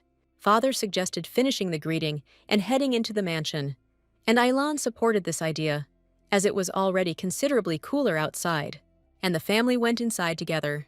The capital is certainly huge, and there are many cafes near the mansion. The girl looked at everything that surrounded her with pleasure and admired it. Irita thought about something when she was little. She only moved between the imperial palace and home. Then she did not notice that people in the capital were not particularly surprised by black hair. Aelin explained that this place was similar to the main duchy, and that this was where their family's roots were after all. The further you go from the capital, the more people there are who believe in legends. There aren't many of them in the capital. Stories about black hair being a sign of demonic blood or a curse were just fairy tales here, and only now did Irita understand why Risen, where she grew up, was full of prejudice. At that moment, a woman who worked in this cafe approached the guys. She brought desserts and wished us bon appetit. Aelin wanted his sister to try this sweet, and as soon as the cake touched her tongue, the girl's eyes immediately opened wider in surprise. It was incredibly delicious. The heroine even asked her brother how he found this cafe. Aelin asked someone who lives in the capital, told them that his little sister really loves sweets, and they recommended this place. Arete was now curious about who from the capital Aelin could have asked, and assumed that it was His Majesty the Second Prince. The guy was a little surprised by this assumption. Meanwhile, Irita was delighted with the dessert, and also couldn't stop thinking about the prince. Aelin asked how the girl knew him, and added that they met by chance. But Irita didn't understand. What's the difference between meeting by chance and being close? In the original story, Aelan and Kallion were enemies, and Kallion left the capital to go to war 4 years ago. Aelin arrived in the capital 2 years ago. It was unclear when they met. Kallion returned last month. The time of his return is already different from the original story, so this is no longer possible. She still asked her brother how they met, to which he replied that he would tell her later. There were some reasons for this. Irita understood that if she pressed too hard, it would be suspicious. Aelin promised to tell her everything later, and the girl took him at his word. A wind picked up outside and blew the girl's hat off her head. It was a hat that her father had given her. It would be a shame to lose it forever. But suddenly, she noticed her hat in the hands of an unfamiliar man, who caught it and was heading towards Irita. He handed the missing item to the girl, and she thanked him for his help. The young man was hooded, and his eyes were covered by his silver hair. Because of this, the heroine could not see his face at all. The stranger said that it looked like someone was waiting for the girl, and she should hurry. Irita was a little confused by this situation, and began to simply turn around.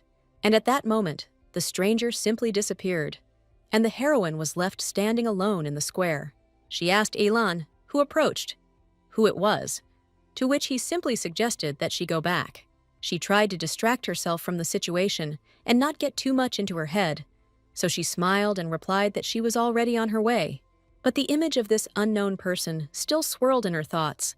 Was he really in such a hurry? The girl wondered. Meanwhile, that young man stood around the corner and watched the boys. Aelin and Irita sit opposite each other in silence for a while. The girl was happy that, thanks to her brother, she was able to buy her father a birthday present and really hoped that he would like it. But suddenly, her thoughts were interrupted by Aelin calling the girl by name. He handed her some kind of box, the thing Aelin had bought when they went to buy a gift for his dad. It was something he ordered. When Aelin picked this up, he said he would pick up the rest later. Irita asked if her brother was going to open it and see what was inside. She was also interested, but he said that it was time to go. Aelin also added that everything was fine, and he trusted Caden's skills, to which he said that he felt awkward when he was praised. They said goodbye, and Aiden said that they would see each other next time. Irita remembered that the man's name was Caden, and it seemed that her brother knew him quite well. She asked if this was not the gift that her brother had bought for his father, to which he replied that he had bought another gift for his father, and this one was for her, and asked him to open it quickly. He wanted to give her a New Year's gift, but something had changed. Now Irita remembered that her brother was supposed to come north 2 months ago, but he couldn't. Something happened. When the girl opened the box, she saw a beautiful necklace and earrings inside. They were exactly the same color as her eyes, bright purple. The girl exclaimed that she really liked it, and Ailan was pleased to hear it. He added that this was a belated congratulation on coming of age. She got out successfully, thought Irita, standing in the center of the square. She changed her hair color with magic, so she didn't have to worry about getting sideways glances. Mary was worried that they hadn't even finished yesterday's sightseeing, but she had some things to see too, and she promised to be back before dinner. The girl thought for a moment about where it would be best to begin her investigation. Since she didn't know when the original story would begin, she had to collect as many references to black magic as possible. Irita headed to the library. She hadn't been able to find much information, so she didn't have much hope. But since this was the capital, there might be something useful here. 3 years ago, black magic was banned in the Empire, after which most information about black magic was lost. She looked through many books, but there was nothing suitable anywhere. And while walking down the next row of bookshelves, she tripped over a stack of books and almost fell. Irita turned around. It was strange that some of the books were lying on the floor. Maybe it was not just like that. The girl sank to the floor and decided to take a closer look at what kind of books these were. And what she saw pleasantly surprised her. She couldn't believe her eyes. It really was a book about black magic. The price of black magic is the soul of the caster. But after many years of searching, black magicians have found a way to avoid self-sacrifice. This method involves sacrificing the soul of a child, and the most effective victim is a still living child under 100 days old.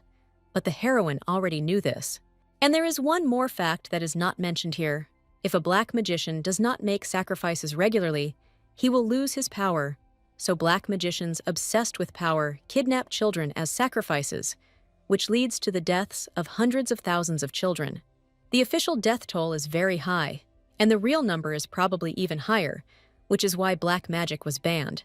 In addition, after the ban on black magic, the Empire declared a hunt for black magicians, but they could not find all of them because they are indistinguishable from ordinary people. If the Empress used black magic, then she probably sacrificed children. Irita carefully read everything that was written. She wanted to learn at least some new information. And suddenly she found something. It was written there. The record I want to leave in this book is a way to identify those who sacrifice children, not themselves. It was a jackpot. The girl was happy with this find and took this book with her.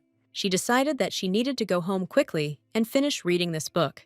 But some people stood in the heroine's way, and they turned to her. "Hey, lady, where are you going?" they asked. These guys looked like local hooligans. At first, the girl politely replied that she was in a hurry and asked to be allowed to pass. But they responded quite sharply, saying that they were also in a hurry and asked what to do now. They also said that she needed to go somewhere quickly with them, and this all started to anger Irita. She snapped her fingers, and everything around was engulfed in bright flames. The guys screamed, and even one of them fell to the ground in fear. They started screaming that it was a magician. "Well, now let me through," the heroine asked with a smile on her face. Without answering, they began to run away from her as far as possible, only shouting after her that they were very sorry. Apparently, this was instead of an apology.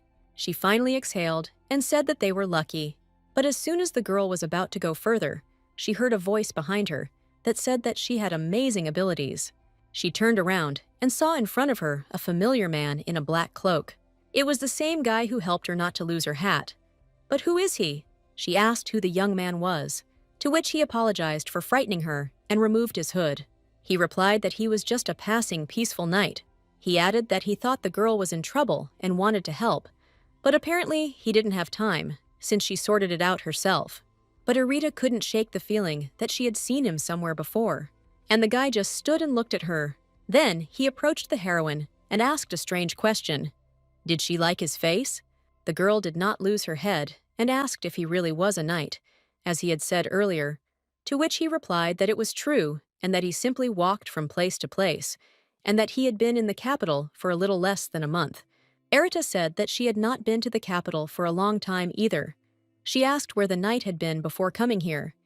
He had mostly been in the border regions because the monsters had been raging for several years. The knight asked why Irita was in the capital, calling her a mage.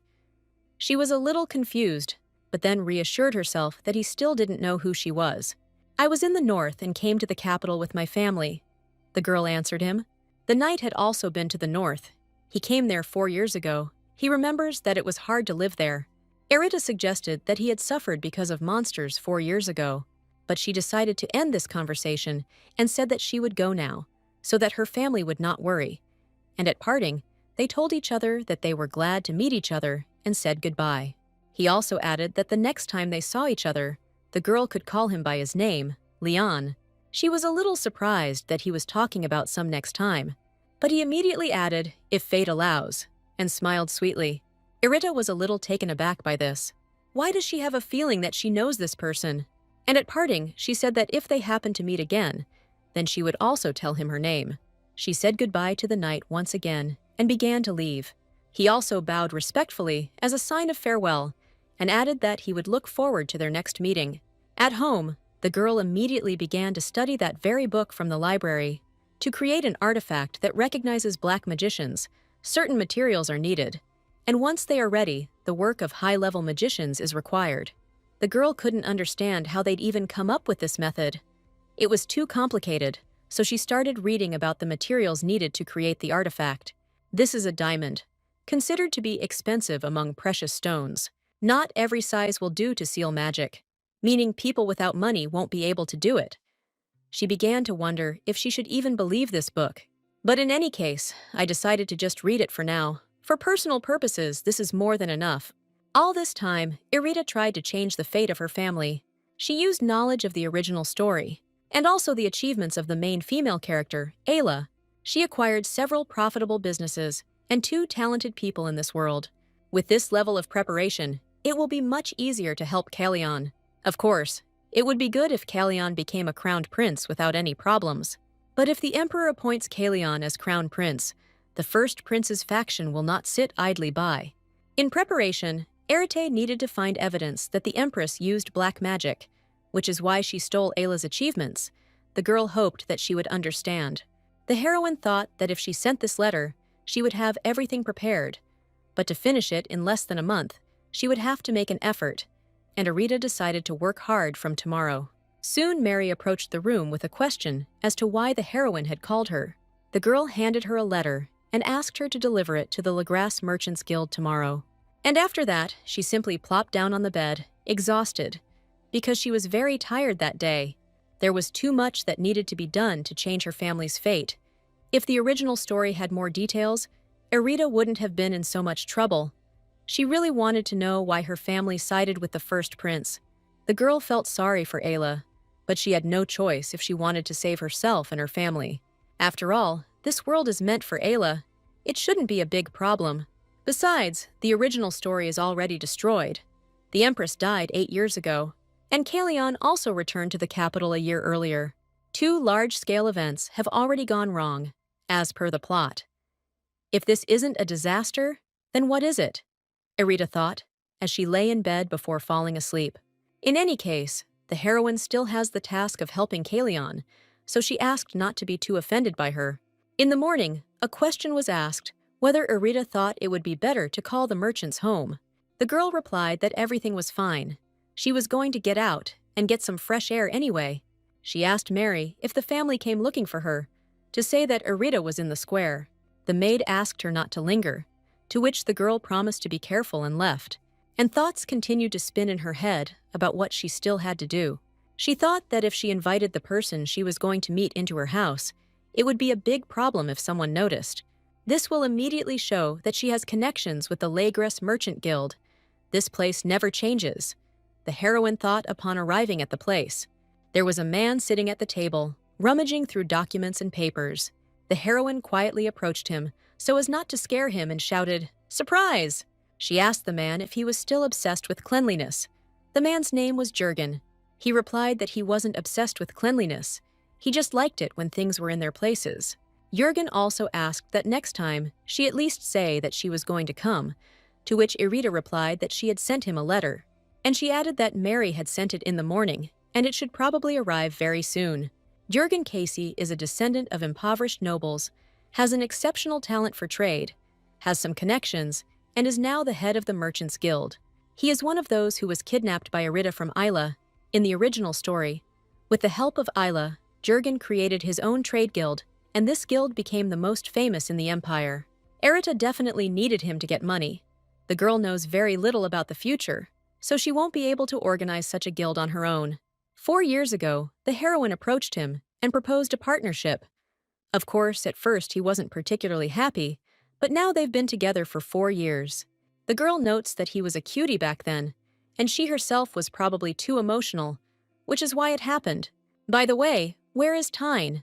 Erita asked him, to which he replied that he needed to go somewhere for a short while, said that it would take about a week, so he should be here today or tomorrow.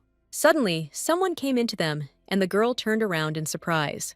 It was a young guy. He immediately named the girl's name also with surprise. It was a secret. Erita approached him to ask how he was doing. Tyne is a beastman rescued by Isla, another character that Erita stole from her. Now, the wolf leads all the beastmen in the country, and Tane is the heir of this wolf.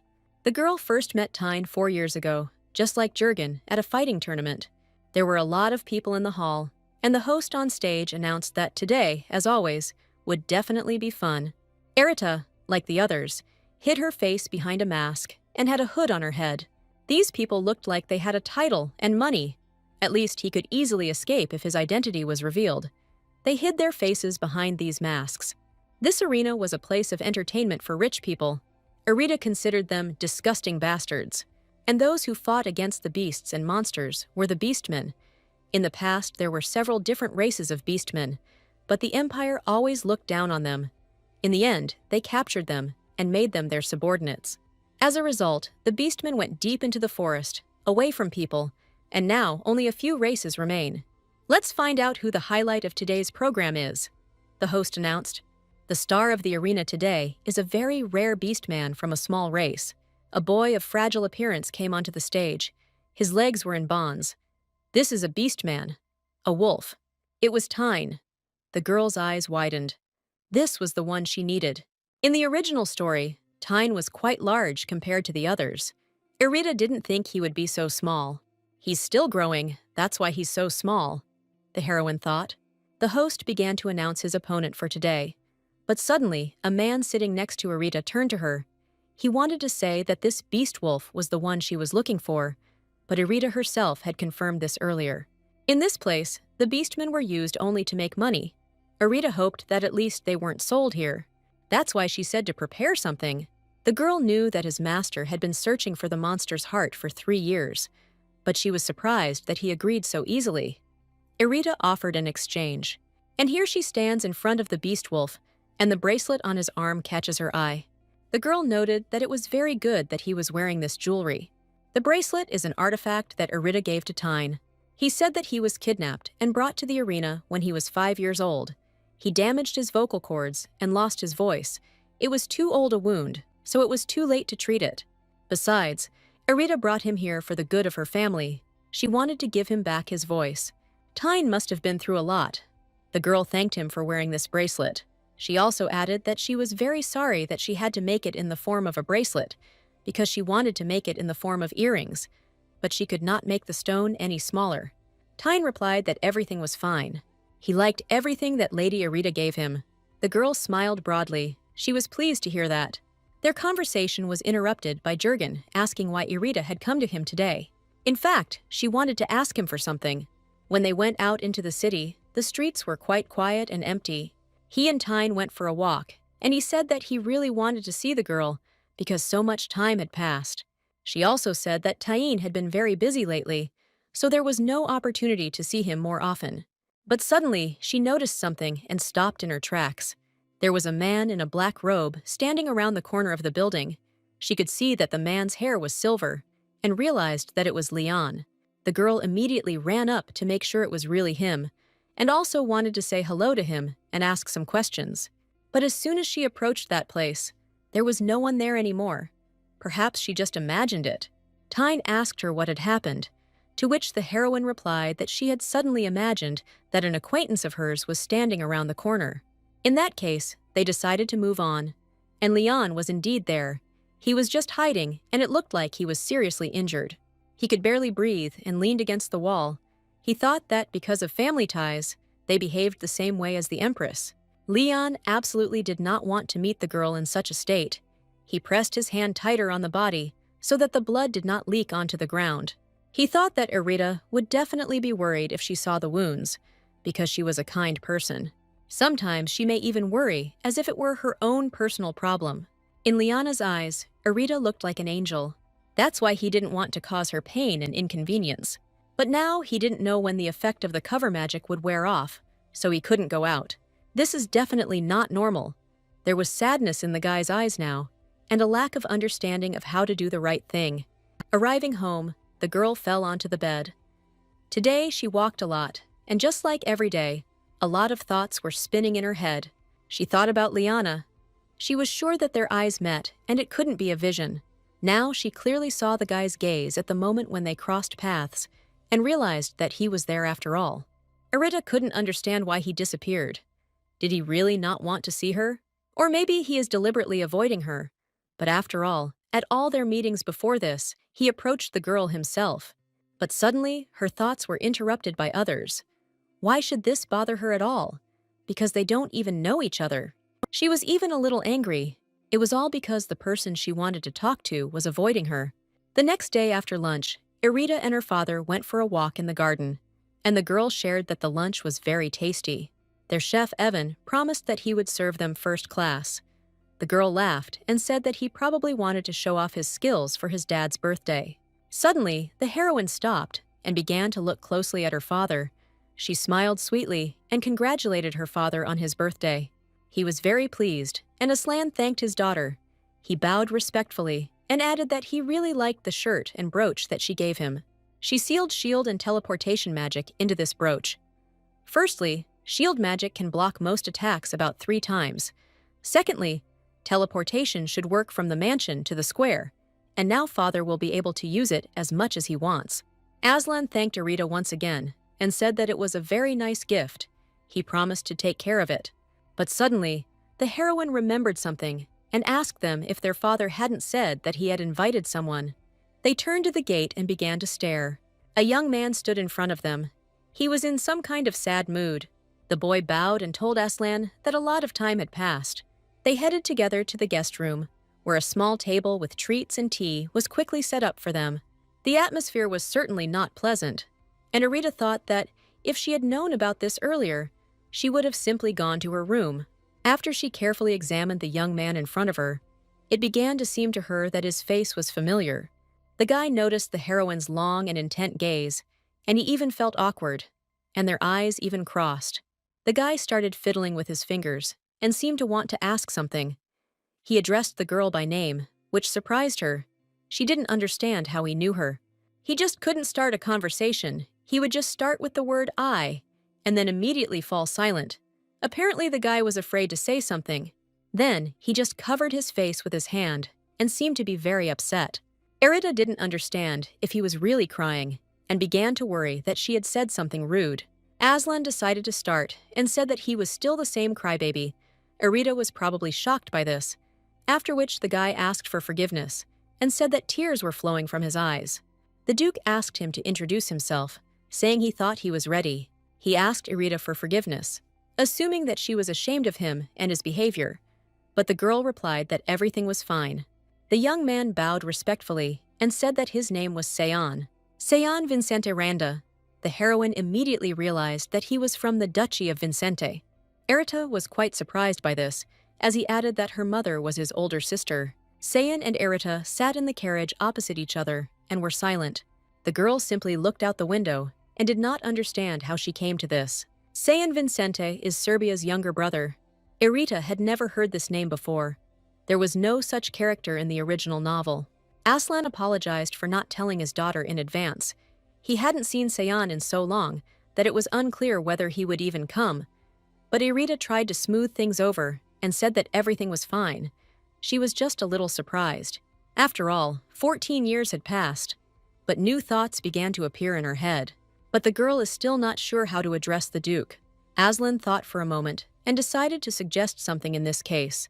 Erita accepted her father's offer, but she still didn't know what to say now. He offered to accompany Seyan, and while she was there, she could take a look at the capital. They remained silent for a long time, but Seyan's face no longer looked as sad as before. Suddenly, he apologized unexpectedly, which scared the girl a little. He apologized for not rejecting the Duke's offer. He just wanted to get to know Arita better, but didn't think it could burden her. He also added that she would also need time to prepare. She understood that her father made this proposal so that Seon could agree. In comparison to this, she treated her father rudely. Arita said that she was very sorry and that she just hadn't thought about it. But Seon immediately began asking her not to apologize, saying that that was not what he meant at all. Arita's hand suddenly appeared in front of the young man's face, and she started a conversation. "Will you come and visit me 3 more times?" Arita asked him, in a slightly rude tone, holding her hand with 3 fingers in front of him. The girl had never seen the other members of her family and thought that her whole interaction seemed awkward. She asked if Seon would give her more time to get to know him. She added that after they met 3 more times, she would be able to call him uncle. Tears of joy came to his eyes, and he thanked the girl. After seeing Seon off, Arita sat in the cafe. As expected, the desserts in this establishment are the best. But suddenly, she noticed something strange out of the corner of her eye and turned around to look at him. A young man stood outside the window and waved his hand sweetly at her in greeting. Now they were sitting together in a cafe at the same table, and Arita shared that she had not expected to see him here. To which the young man replied that he was looking forward to meeting the heroine, and he constantly addressed her with the word magician. She changed and immediately remembered that meeting when she couldn't catch up with him. Apparently, it wasn't Leon around the corner that time, the girl thought, since that man was clearly unwell or injured, and Leon now looks like he is completely fine. He reminded Arita that he had asked her for something last time, and asked if she remembered it. Indeed, she remembered. Last time she didn't tell the guy her name. She looked down and wondered if that was what he meant. The girl then asked if she could call him Sir Leon. The guy replied that she could call him whatever she wanted, and was glad that she had not forgotten about the request. But how could she forget? Meeting Leon is the most unusual part of Arita's daily life. She didn't even think that she would meet him again. But now, without hesitation, she said her name, Arita, to which Leon complimented her, saying that the name was very beautiful. She decided to return the compliment by using his name, but noticed a slight confusion on her interlocutor's face. After such an expression on his face, the girl herself was at a loss and did not know what to say next. She thought that perhaps he did not like his own name. The girl decided to change the subject and asked him why this particular place. He replied that he had been here often before and loved this cafe, but today was his first time here since returning to the capital. He added that his mother really liked the desserts served here. Arita wanted to ask him something, but she couldn't get into the mood. She nervously played with her fingers along the rim of her cup. And then he said, "Thank you to your mother for the opportunity we have to meet again." After these words, Leon smiled and said that she was right, and that he really should thank his mother for meeting him here today. He reached out to Arita and gently took her wrist. Leon carefully asked the girl about her plans, whether she was free after the cafe. With a trembling voice, he asked if he could steal her time. This question immediately caused a slight blush to appear on the girl's cheeks, and her heart began to beat so fast that it became scary. "Our meeting, it must be fate," said the young man as they walked. But the couple had already arrived at the very place where Leon wanted to go. He really hoped that the girl would like this place. She was truly surprised by what she saw. From here you can see the entire capital, and Leon wanted to show Arita this particular place. The girl thanked him for such a beautiful view. But suddenly, something else caught the heroine's attention. It was a rather old tree with a thick trunk. Leon said that he heard that it had stood here for more than 300 years. Such information surprised Arita. He also added that there was a story related to this and asked if she wanted to hear this story. Leon heard this story from his mother, so he doesn't know for sure whether it's true or not. He looked up to the very top of this huge tree. 300 years ago, according to legend, the tears of the sun god fell on the place where this tree grew. On the night when the destruction of black magicians was announced, a white beam of light descended here. The tree that grew was very small at first. It was so white that in the night, it seemed as if it was emitting light. A tree that grew from the tears of the sun god sounded like a myth, of course, but at the same time it was very romantic. As they were walking back, Arita shared that she had really enjoyed spending the day like this with Leon, and he reciprocated. But now the moment had come when it was time to disperse. But they decided to stand for a while longer. "When can we meet again?" the young man asked. Irita clenched her hands in surprise, because she didn't know what to answer. She can't promise anything yet, because for now they both have secrets from each other. But then an interesting thought came into her head, and she wanted to voice it. When coincidences happen 3 times, it is already destiny. Then, Leon promised that they would definitely meet again. But for now, he couldn't say when that would be. The Baron's office, he sits and does paperwork in silence. Suddenly, he was distracted by an extraneous sound. Apparently, someone was about to enter his room. "Your Highness," says the guy who entered. "This is Leon." The man immediately jumped up and started shouting why it was taking so long. But Liana wasn't bothered. He calmly began asking how he was doing, and added that the uniform suited him very well. The man was furious that Leon was 2 hours late and remained so calm, but the boy replied that there was a reason for it. "Maybe something good happened in the Information Guild?" Leon asked. He said that he didn't find much information, but the man didn't believe it. Because Leon was smiling so much, he had never seen him like that before. The guy was thinking about something, as if he wanted to tell something, but then he replied that he had forgotten something because he suddenly had a headache. It seemed like the time he spent with Irita was better than he thought. A voice came from behind the door calling for dinner, but there was no time. Leon's uniform had already been prepared, and he needed to change quickly. His brother would arrive soon. This information saddened the young man a little. His Highness the Second Prince has arrived. He immediately turned to his brother, saying that a lot of time had passed, but it seemed that he was not very happy to meet. They exchanged a few words, saying that they were glad that everything was fine with each other. "You know I'm always worried about you," his brother said. To which Kalion answered him the same thing. It was a disgusting conversation, very feigned and hypocritical. Meanwhile, Irita was sitting in her room and was very busy with some painstaking work. One wrong move, and it could all be over. She couldn't let all her efforts go to waste, so she was very focused. Jurgen gave her the diamonds needed to create the artifact, but he gave them to her with a little indignation and a question about what the girl was going to do with so many of them. But it will be difficult to apply 5 layers of magic to such a small stone. Even though diamonds are strong, Irita still needs to be very careful. Suddenly, the stone lit up, and the heroine jumped slightly in place from surprise and joy. The next 4th layer has also been created. Now there is only 1 left. She didn't want to overdo it, so she decided to stop for today and leave this work. Suddenly, Mary entered the room and said that she had brought snacks. Irita was delighted by this, because she was currently on break, and the maid informed her that the Duke had bought these treats just on the way. This made the girl even happier, because these were the same desserts from Irita's favorite cafe in the capital. While she was enjoying the delicious food, she thought that Leon also said that this was his favorite cafe, and that he liked their desserts. Just think, Leon treated her as if nothing had happened. The heroine thought about it, and while she was eating, it occurred to her that he was definitely the man in the alley, but it was unclear why he ran away. Irita decided that she needed to ask him about that meeting. Mary noticed that the girl's expression had somehow changed to sadness and asked if maybe she didn't like the treats. Irita replied that everything was fine. She was just thinking about one of her friends, and Mary immediately became interested. Irita began to describe the situation as if she had nothing to do with it. She said that this friend of hers had met someone a couple of times. They knew each other's names and even walked together. And one day, she went to the square and saw this man, but he immediately seemed to evaporate, and she thought that their eyes met. Irita looked at the maid with a smile and asked her opinion about this situation. Mary immediately realized what was going on and asked if the person you met was a man or not.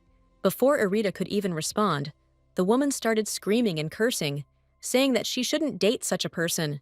The girl tried to calm the maid down. She said that this story was definitely not about her. And then there was a knock on the door of the room. Irita allowed entry with a smile. It seemed she was even amused by Mary's reaction. The heroine was informed that the Duke was looking for her. When she entered her father's office, he handed her a letter and said that it was from the Marquise.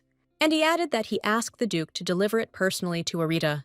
He also said that he really liked the gifts from the girl, but she met with Seon 2 more times after his last visit.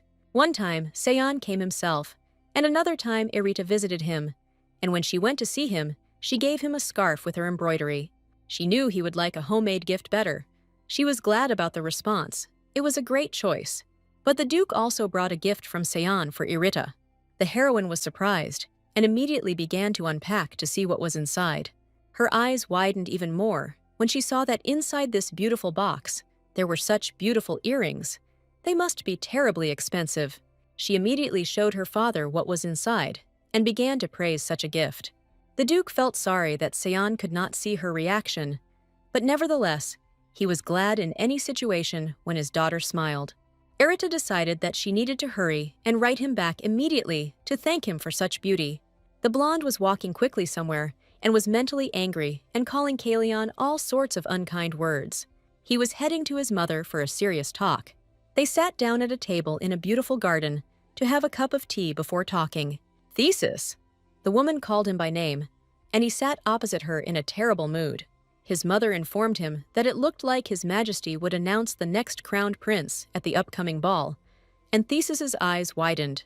But according to imperial history, the announcement of the crowned prince must take place on the day of the foundation. The queen looked menacingly at her son and said only one word to him, "Prince." Thesis sadly lowered his head, and beads of sweat began to flow down his face. He also noted to her with one word, "Forgive." She understood perfectly well that the emperor would not allow her beloved son to take the throne so easily. But she knew one thing, that he definitely had to be there, and she promised that she would provide him with this place. She reached out her hand to his face to hug him and told him not to worry about anything, because he was her beloved son. But for some reason, he tried to move away from her. Her face looked very sinister at that moment, and she promised that Asila's son would never take his place. "Yes, I understand." Thesis answered sadly again and lowered his head. He had nothing else to answer, and he couldn't contradict his mother either. Finally finished, Irita happily held in her hands the artifact she had made herself. It took some work. She was worried that she wouldn't make it in time for the ball. But not only did she manage to finish on time, but Jurgen also made such a beautiful watch out of it. In 3 days, the original story would begin. The heroine was very anxious about this, but she was ready. Considering how distorted the circumstances are now, the continuation will probably be completely unpredictable. Irita had prepared everything so carefully, but she didn't understand why she was so nervous. The girl hoped that everything she had prepared would be useful. Mary said that the festival would start today. Irita was still standing on the balcony. She wanted to put all her thoughts together and calm down. And in the evening, she decided to go out for some fresh air. The festival was bigger than she expected, and there were a lot of people. The girl decided to move away a little to watch the fireworks, and she also needed to hide her hair color so as not to stand out from the crowd. The boys running past her accidentally touched her. They were in a great hurry to get closer to the fireworks so that they wouldn't take up space. And because the heroine lost her balance because of this, she hit her face with some passerby, who immediately asked her if everything was okay. Raising her head, the girl immediately recognized Leon. Just think, the girl had disguised herself. She didn't understand how he could recognize her, especially in such a crowd. The guy's answer was not long in coming. He recognized the girl by her eyes. There was silence between them for a while. The girl was embarrassed by such words, and by the whole of this latest meeting. Meanwhile, the fireworks had already started, and Irita immediately turned around to look at this beauty. Everyone around was delighted and silently enjoyed it. But Irita seemed to have an idea, and she turned to Sir Leon and asked him if he thought it would be enough. She just snapped her fingers, and the fireworks increased tenfold. The entire sky lit up with bright colors. People around couldn't believe their eyes. They asked each other if they could see it and shared their opinion that this year everything was much cooler than before. Leon noted that Irita was still kind and lowered his head in embarrassment at his own words. Nothing had changed since that day. He held in his hand that same bracelet, the lucky bracelet that she had given to Kalion when they first met. Then she said that maybe it was superstition, but if he had this bracelet, it would definitely bring good luck. And now they were just standing next to each other and enjoying the view. The heroine didn't even realize that she had known this man for quite a long time. He couldn't delay any longer, and today he wanted to tell the girl everything. He had to reveal his true identity. He turned to Irita, saying that today he had to tell her something. Such words greatly surprised the girl. He hesitated for a long time and didn't know how to present it correctly. But suddenly, passers-by and everyone who was at the festival began to whisper and talk to each other. Pronouncing the name of Irita, they said that somewhere here there was Lady Crova Hearts. The girl said that she was mistaken for someone else, and they immediately decided to run away from sight. But Irita suddenly stopped him. She noticed something. The girl said that he dropped something and rushed to pick it up. But in fact it was a bracelet, by which she would immediately understand everything herself. The guy's face immediately changed. He was scared, because he wanted to tell her everything himself and didn't know how she would take this information now. This bracelet was now in Irita's hand, in case she became angry that Kalion had deceived her by posing as someone else. Irita immediately realized that this was the bracelet she had given to the main male character at the Empress's funeral. She looked up at Leon and didn't even know what to say to him. Her hands and legs were shaking from it. She didn't understand how she could not recognize those blue eyes. After all, she saw them when she was little. The same eyes as the main male character. Irita remembered that at every meeting he called her a magician, which meant that he knew about everything from the very beginning. The heroine immediately turned around and was about to leave. As a parting gesture, she only apologized for her rudeness. Leanne tried to stop her. He extended his hand and almost managed to grab the girl, but she suddenly disappeared, and only some magical images remained in front of him. For some time, he simply stood in the middle of the street and tried to digest everything that had happened in his head. The guy was very hurt and upset that everything turned out exactly this way. He punched the wall with all his might. He regretted it and did not want this outcome. After all, he himself planned to tell this today. The truth is that he is Kalion Ruin Elver, and they have already met. He even had a dialogue prepared in his head for this. He wanted to say something like, "Forgive me for hiding my identity all this time." Now he thought that the heroine would not forgive him for this deception. He had the opportunity to tell the truth, but he could not force himself. If only he knew that everything would turn out like this, he would have told me later. Kalion consoled himself that everything was fine, and he would still have a chance. In 3 days, he had to explain everything to Irita. The next day, Irita sat at the table and had breakfast, but she was thinking about only one thing. Leon turned out to be Kalion. She fingered his bracelet, or rather, her lucky bracelet. She didn't expect to meet him again. Callan knew from the very beginning who Irita was, but if it weren't for the bracelet, she wouldn't have been able to recognize him. The girl didn't understand why he needed to hide his identity and specifically get to know her. Maybe he wanted to get some information from Irita, but they didn't really talk about it. In any case, the girl was very upset. You can't deceive people like that. Irita thought he was a good person, but she tried to push thoughts about this man away from herself. They weren't even close, so she should stop feeling betrayed. But to put it into words, Leon was simply a pleasant conversationalist, and she also knew that he was hiding something. She decided that the next time they saw each other, she would act as if it was their first meeting. That should work. And so the day of the ball arrived. The weather outside was pleasant and sunny, and the whole castle was bathed in the rays of the sun. Irita was already ready. The dress fit her perfectly, but she was a little worried that she had overdone it with her look. Suddenly, she heard a familiar voice that said that when she was born, she was so tiny. She saw her father in front of her. A smile was shining on his face, because his daughter looked so beautiful, and he himself was not bad. He added again that Irita had grown so much, and he was so proud of her. Ilan was already waiting for them at the entrance, and Aslan suggested that they all go into the hall together. Now all 3 of them were standing on the threshold and getting ready to enter. From the moment Irita crossed the threshold, it seemed like the prologue of the original story began. The girl held her father's arm tightly. It made her feel calmer, and as soon as the original story begins, Ayla will also come. By the will of fate, she will meet Kalion, and these 2 will fall in love with each other. Irita knew she couldn't lose control and make a mistake. She definitely needed to keep a clear head. And before entering, her father asked her not to forget that Ilan and he were always there and would always be on her side. The heroine was very grateful to her family for such words and for their constant support. Thanks to the 2 of them, she was truly happy. And no matter what happened, she also promised to always protect the 2 of them. They entered the hall where they were already introduced. Duke Aslan Crowahearts of the Duchy of Crowahearts, Sir Island Crowhearts, and Grand Duchess Crowhearts. They stopped as people immediately started approaching them and greeting them.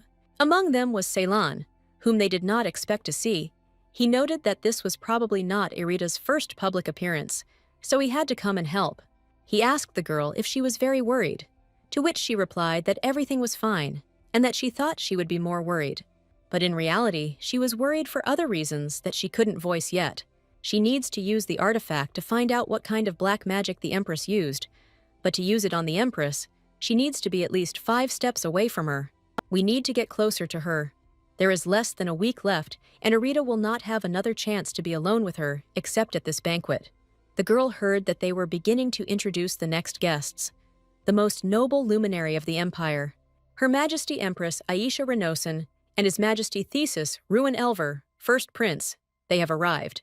This announcement made our heroine tense up considerably. The Empress and Thesis. She was beginning to feel scared. For the past 8 years, faces that cannot be forgotten have been ordered to raise their heads. The Empress began her speech, but then he entered the hall, His Highness the Second Prince, Kalion Ruin Elver. Of course, Irita simply couldn't help but turn her gaze on him. It really was him, Kalion, or as was more usual, Sir Leon. But they simply missed each other, and both pretended not to know each other. The dancing began. The men began inviting the ladies. Everything looked very beautiful and solemn. Irita turned to her brother and offered to take care of her. Of course, he would not refuse his sister. Island bowed and extended his hand. It was an invitation to dance. Irita felt much calmer this way because she had a loved one next to her. During the dance, he noted that his sister began to dance much better, and that it was all thanks to Elan, who sometimes worked with her. But even while dancing, Irita could not tear her eyes away from Kalion. However, his expression was so cold. Now he seemed to her like a completely different person. But the Kalion the heroine knew was a gentle and kind man. These thoughts simply did not give the heroine any peace, but she must remember that now her mission lies elsewhere. But she still continued to think that maybe this was his true essence. Maybe the Kalion she knew was just a mask. Irita tried to pretend that she didn't care about him, but it wasn't that easy. Ailan, of course, noticed the girl's thoughtfulness and asked her what was the matter. But she couldn't answer her brother this time. But she noticed that her father was literally drilling them with his menacing gaze, and jokingly said that Ailan's back was probably hot. The guy laughed and replied that he was supposedly a villain who kidnapped the princess. But as soon as he won the duel, Irita asked if he was going to take on everything again, like last time. Being responsible for his sister's debut in society wasn't such a bad price to pay, he replied. In the middle of the evening, the girl went out onto the balcony to get some fresh air, and she also needed to think about some thoughts. She danced only 3 times and already felt so tired. After all, she also danced Seion. Dancing is also a kind of work.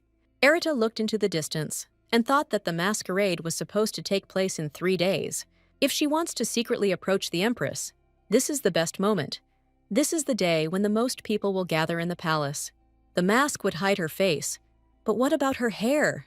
Irita thought. Using magic was too dangerous. Someone might see her using it. She needed to think some more, but suddenly, someone's voice called out to her.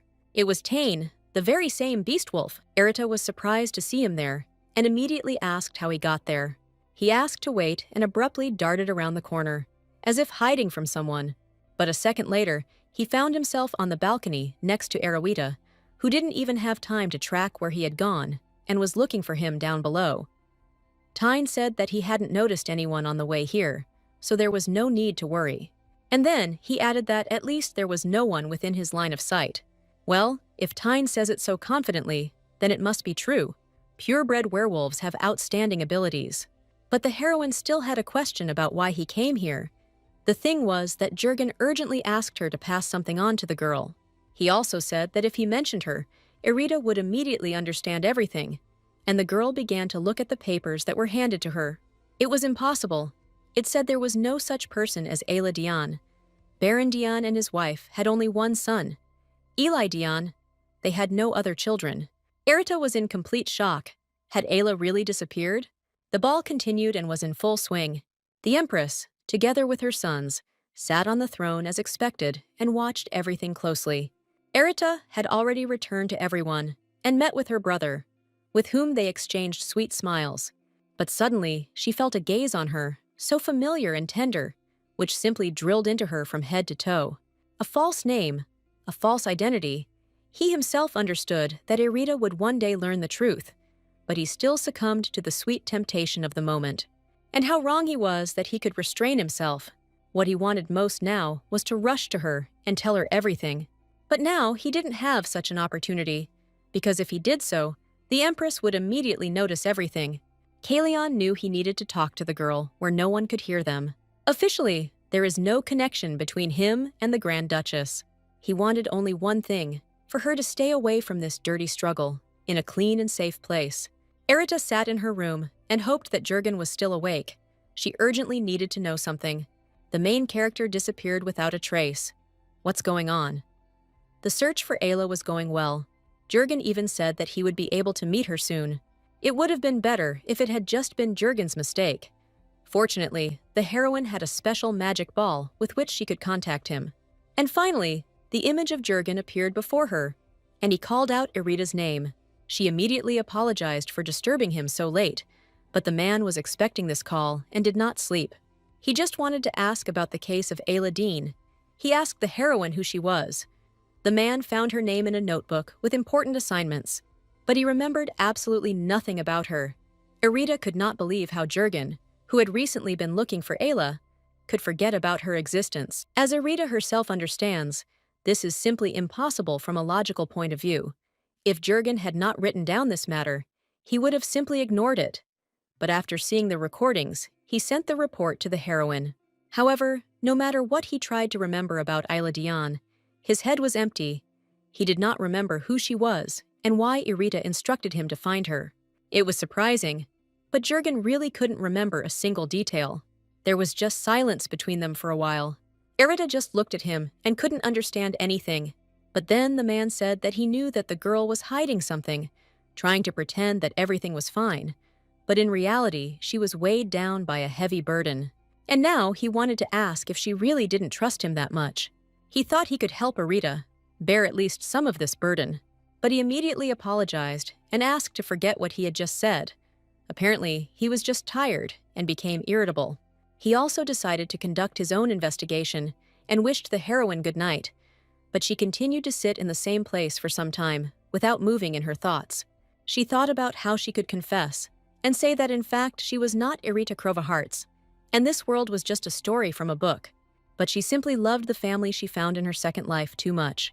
She just wanted to save them. She knew for sure that it would not be easy, but the heroine did not imagine that it would be so scary and lonely.